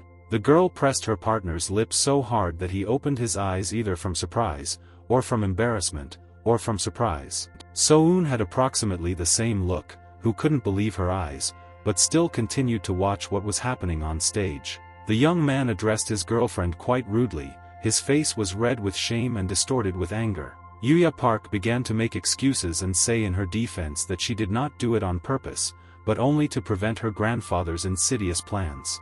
And within a second the girl turned her back to the guy and ran away from the stage, and he didn't even have time to say anything. The guy stood on the stage among a bunch of balls. A slight blush was visible on his face, but from his appearance it was difficult to tell what he was thinking about at that moment. Grandfather So-eun, who was closely watching everything that was happening, jumped up and howled with indignation. He did not understand how this could happen. It was clear that the assistant herself was in severe shock. She certainly did not count on such a radical turn of events and did not take it into account. Sang-hyun's grandfather was a little more reserved than his friend, so he turned to his assistant and wanted to know what her next actions would be. Yuya Park sat in splendid isolation and thought about something. The girl had a million thoughts in her head that she was unable to cope with. She asked herself the same questions as everyone else, and it seemed that now she would be looked at as a supporting heroine or as a homewrecker. True, Yuya Park quickly pulled herself together. She decided that everything that happened did not matter. The girl also promised herself that she would calm down, catch her breath and return to the young man. Yuya Park stood and looked somewhere into the distance. Tears glistened on her beautiful face. She was so deeply immersed in her thoughts that she did not even hear Sang-hyun approaching from behind, who said that he had finally managed to find her. Holding onto the railing and turning to her friend, the girl asked how he managed to find her, because she tried to run as far as possible. The young man answered in a calm and gentle voice that she always went either to the arcade or climbed to the highest place in the area that she could find. The young man recalled how in childhood, when his old girlfriend was hiding, he always looked for her until he found her, and he always found her. For a second, the young people fell silent. They looked somewhere into the distance. Fortunately, the view of the place where they were both was so beautiful that it was breathtaking. Sang-hyun looked from under his brows at his childhood friend, but what he was thinking at that moment was difficult to understand. He probably didn't understand where his thoughts were. A moment later, Yuya Park caught his gaze. It seemed that the guy was about to say something, but he could not decide to take this step. Having forced more air into his lungs, he decided to start a conversation himself and asked his friend why she ran away, and she, blushing with surprise and embarrassment, began to stammer something under her breath. Yuya Park couldn't pull herself together for a long time until she finally said that the young man spent their whole date only thinking about So-eun, and also about what other people would say. After thinking a little, the guy gasped, and then apologized for what happened, but the look of the dissatisfied girl indicated that she did not like his apology. The young lady said that his apology would not help, and then added that if he really likes So-eun, then the guy needs to start dating her. This way he will avoid many complications. Sang-hyun didn't understand how he was complicating the matter, so with bewilderment in his voice he asked his friend what she meant. It was clear from the girl's appearance that she did not want to discuss this topic, so at first Yuya Park answered that it was nothing, and then began to explain to him that he probably understood. True, realizing after a second that the young man was unlikely to guess the course of her thoughts, she covered her face with her hands and stated the fact that she actually did not understand anything herself. Sang-hyun was clearly touched by this topic, so the guy did not let up and continued to ask Yuya Park again what she meant. Staring off into the distance again, the girl began to tell her friend that she most wanted to help him, because since childhood the guy had always come to her rescue even in the most difficult situations. And then she turned sharply to the young man and asked, looking into his eyes, who she was to him, whether he considered her an ordinary friend or a hindrance. Holding the bag with one hand and grabbing the handrail with the other, he carefully studied Yuya Park, not knowing what the guy could and should answer her. Our hero thought about it before he decided to say something, but he didn't fully know what it would be, so he beat around the bush. And the next minute something happened that the girl did not expect. Unexpectedly the young man put his hand into the bag and began to say something. Not wanting to finish the sentence he had started, he simply took a teddy bear out of the bag and handed it to his friend. It was clear that she was definitely not expecting such an act. The young man reminded his friend that she really loved bears, and then together they recalled how she gave him a similar one in the first grade. Then he became very angry with her for such a souvenir. It seems that such memories touched the depths of Yuya Park's soul, although perhaps the reason was different, because the girl blushed very red and fell silent. Turning her gaze to the bear cub, she remembered that her friend, when he was little, gave the bear to her and told her to play with it, because this toy suited her a little more. Sang-hyun said that they met in second grade. More than 10 years have passed since then, and this says a lot, at least that a girl like Yuya Park cannot be just someone. Sang-hyun let go of the handrail and extended his hand to the girl, as if making it clear that he was going to reconcile with her, and then said that he doesn't care what people say, but Yuya Park is special to him. And then again the girl blushed, gasping at what she had just heard, because his words penetrated deep into her soul. But a second later, Yuya Park angrily turned to the young man and asked him why he recalled such interesting and even somewhat awkward memories, which made the guy freeze for a second and then apologized. And again the girl's eyes shone with happiness. It seemed that she was completely satisfied with such apologies and was not going to continue the conversation. Yuya Park hugged the teddy bear to her with all her strength, and then, with doom in her voice, replied that she should be happy in the situation that is happening now. The young man clearly did not understand what his girlfriend meant, but before he could say a word, the girl abruptly turned her back to him and told him to follow her, since it was about to get dark outside. After what happened in the park, the trio expected some unusual answer from their grandfathers, but, to their great amazement, nothing happened. The elderly people did not make themselves known. The guys assumed that this was all thanks to the kiss between Yuya Park and Sang-hyun, although it was difficult to say for sure, because too little time had passed since that moment. Although some changes occurred, they concerned more the young man, since both girls tried to intersect with the young man as little as possible and practically did not talk to him. At some point, the young man got tired of all this. He jumped up, ran to the table and sharply slammed his hand on the table, telling his friends that they had big problems. So-eun, with surprise and some indifference in her eyes, asked the guy what problems he was talking about. Addressing the girls who stood opposite, the young man said that their main problem was money, or rather the lack of it, because all their funds were running out. Yuya Park asked in bewilderment how this could happen, since the end of the month was not soon, and the young man replied that the money was not completely running out, but if they paid the rent, there would be nothing left. Remembering his grandfather's punishment, he explained that if the whole trio did not want to end up again in the same situation from which they had just gotten out, then they needed to come up with something and get money from somewhere. So-eun raised her hand, saying that she absolutely agreed, and added on her own that her grandfather was on a business trip, so he would not stop them from doing something. And then she added that she didn't want to go through all the terrible ordeals they faced again. Yuya Park didn't understand what was happening until recently, and then, stuttering a little, she asked if they really needed to find a part-time job, and to her surprise, So-eun agreed with her. The young man clearly liked that the girls supported him, but first he decided to ask if they had any experience with part-time jobs at all. Yuya Park was the first to shout, saying that her friend could completely count on her, and as for So-eun, she asked if there was a part-time job for everyone. The guy looked at his neighbors in bewilderment. He didn't understand whether he could trust them and whether they would really take the matter seriously. Entering the room with a drink in his hands, Sang-hyun looked at the girls. They were climbing on the floor, bowing and pretending to be something, but the guy didn't fully understand what they were doing. A second later, the young man realized that his girlfriends were simply fooling around. In fact, they had failed to find anything, although he had no doubt that they would not be able to work. The young man's phone rang, and he happily informed his neighbors about this call. Not understanding who it was from, the girls directly asked their neighbor about it. Turning to face them, Sang-hyun replied that he received a call from the publishing house, and the whole point is that his old friend, who works as an editor, wants to introduce the guy to an artist. So-eun opened her mouth in surprise. She did not understand what artist we were talking about and what the young man had to do with it. Yuya Park decided to reveal all her cards in one fell swoop. She said that Sang-hyun is a beginner manhwa artist. He draws very beautifully, but his plots are no good. Stuttering a little, So-eun said that she didn't even suspect this and, most likely, had never seen the young man's work, and he just grinned, telling her that he didn't have a chance to show anything. Within a minute, he said in a stern voice that he would not miss his chance, so he would go and find out everything, and he ordered the girls to stay at home and not create additional difficulties. Then he heard that his childhood friend was starting to play tricks on him, saying that he didn't trust them, but a second later the girl received an unflattering answer, which concerned the fact that she should be grateful that she still lives in this house.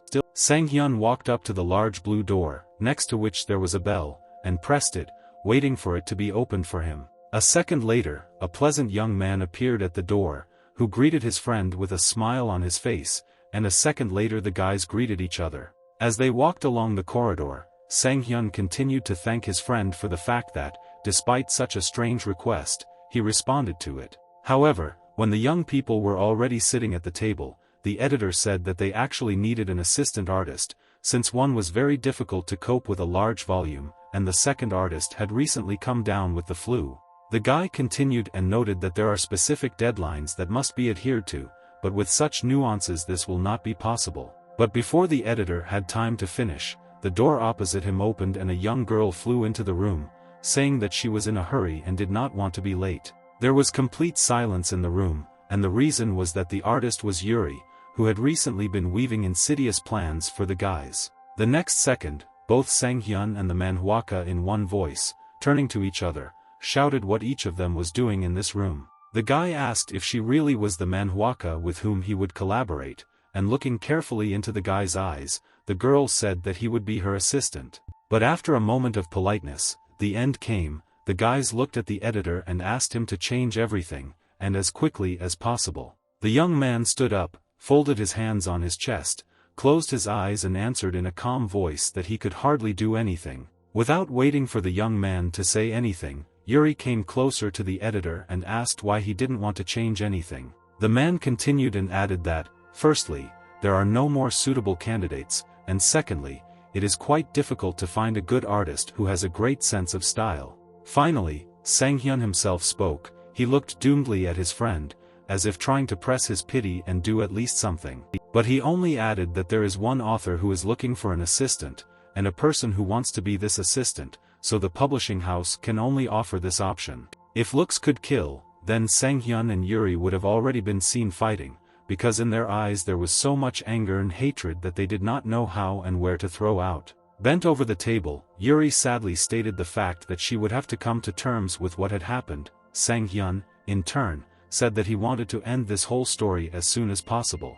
And again the eyes of the young people met, and again they continued to glare at each other. Realizing that the situation had become extremely tense, the editor asked both to calm down and relax, because nerves do not lead to anything good. Turning to Yuri, he stated the fact that she had looked at the guy's works and liked them, and also added that the young man was actually still a schoolboy, but at the same time he could already be called a professional in his field. And the editor advised Sang-hyun to collaborate with the girl, since she is a fairly well-known manhwaka and can teach the young artist a lot. With some kind of doom in her voice, the girl said that the editor managed to present it all so interestingly that she had no choice left to object to anything.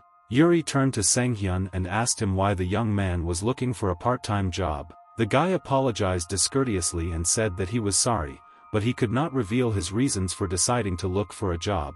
The girl absolutely directly said that she believed that work was needed in order to get out of the networks that they had set. Smiling, the guy answered her that she had gotten into the role perfectly. The next second, the editor stood up from his seat and headed towards the door, finally quietly saying that he was going to leave the guys. Sang-hyun stood and looked at the low building, which looked quite classic, but at the same time it was unremarkable. He entered the room and the first thing he noticed was the chaos there, and, turning to himself, asked whether the girl really worked in such a place. Talking to himself, the young man continued and noted that Yuri said that she was going to go change clothes, which meant that perhaps he needed to clean up the room and put it in proper shape.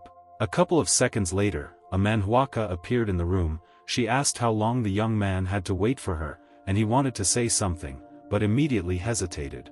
The young man pulled away somewhat from the girl, and then decided to ask again if she was really the Yuri with whom he had communicated just recently. Yuri realized that the young man was alarmed by her appearance.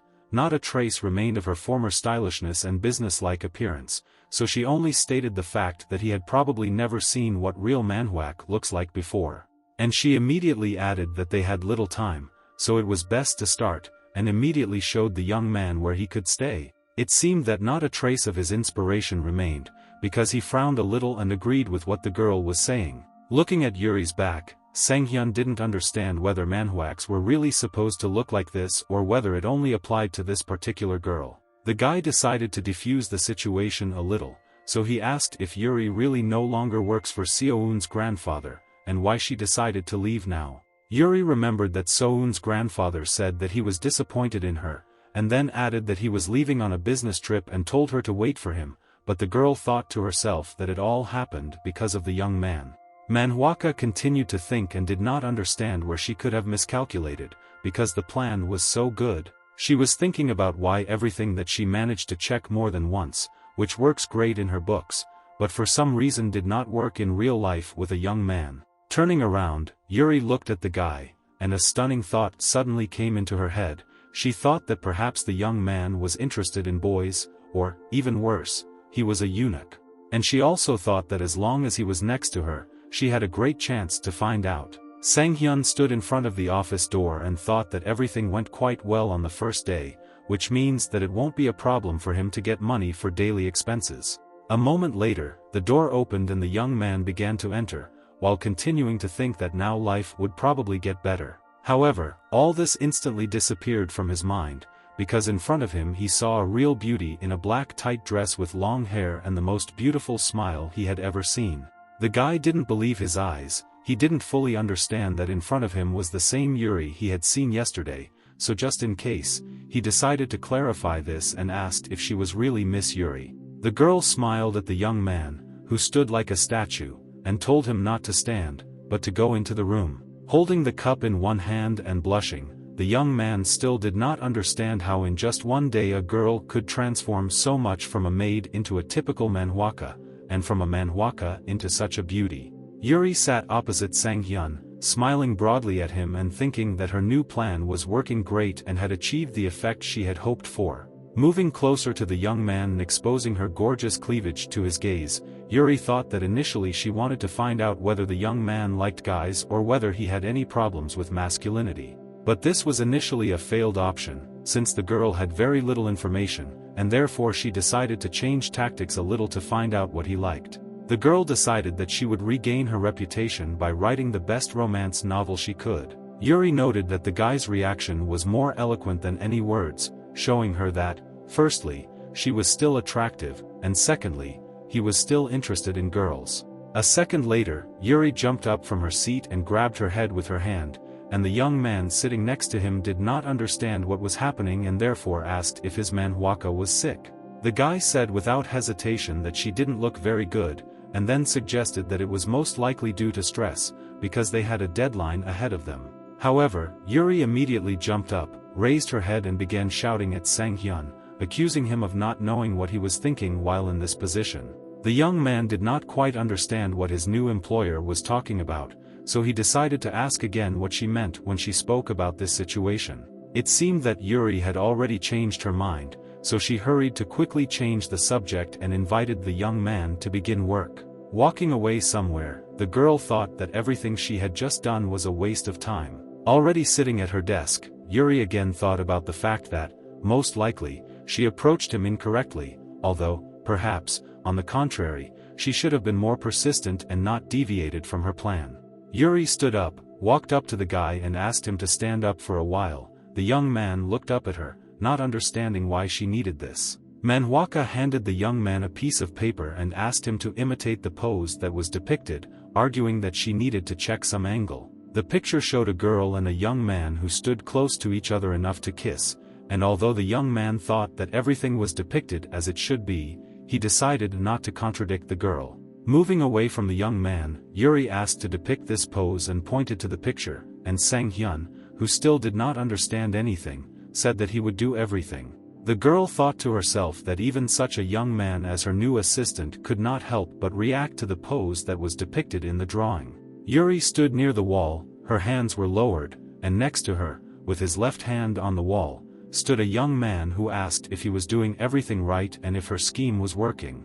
However, the girl raised her hand, noting that everything was not quite as she would like, which means that everything needs to be redone again. She asked the young man to do everything correctly, and then added that he should do something with his hair, and it would also be advisable to take off his glasses. Sang-hyun was not at all embarrassed by his employer's request, so he reached for his glasses and slowly began to remove them from his face. After that, the young man ran his left hand through his lush hair, wanting his hairstyle to look less tidy and the kind that girls like. A second later, our hero was unrecognizable. In one movement, he extended his left hand so that he was only a few centimeters from Yuri. The girl clearly did not expect such an action from Sang-hyun. She thought that his new appearance somehow had a special effect on her. The young people stood so close to each other that it seemed that in the next second their lips would merge in a passionate kiss. Yuri herself understood this. She realized that she had advised the young man to do everything as he felt, but it seems that she went too far a little. Suddenly Sang-hyun said that an interesting thought had come to his mind, but the girl seemed afraid to hear what he was about to voice, and in her thoughts she was only thinking that he was going to confess something. In a calm voice, the young man turned to Yuri and asked her again if she was really feeling well and if his employer was sick. For some time the young people stood and looked at each other, not understanding what to do or what to say. But within a second the girl howled and began screaming at the young man, accusing him of talking real nonsense. It was difficult for her to understand how a guy his age could not identify a sick girl, and, embarrassed, she understood that for the hero of the novel he might be stubborn, but in real life this had no place. And then I caught myself thinking that, most likely, Soon noticed the same thing as she did, which is why events turned out the way they did. A second later, the girl took a thermometer and began to measure her temperature, and to the great regret and correctness of the young man, it turned out that she was actually sick, because the thermometer showed a temperature of 38.2.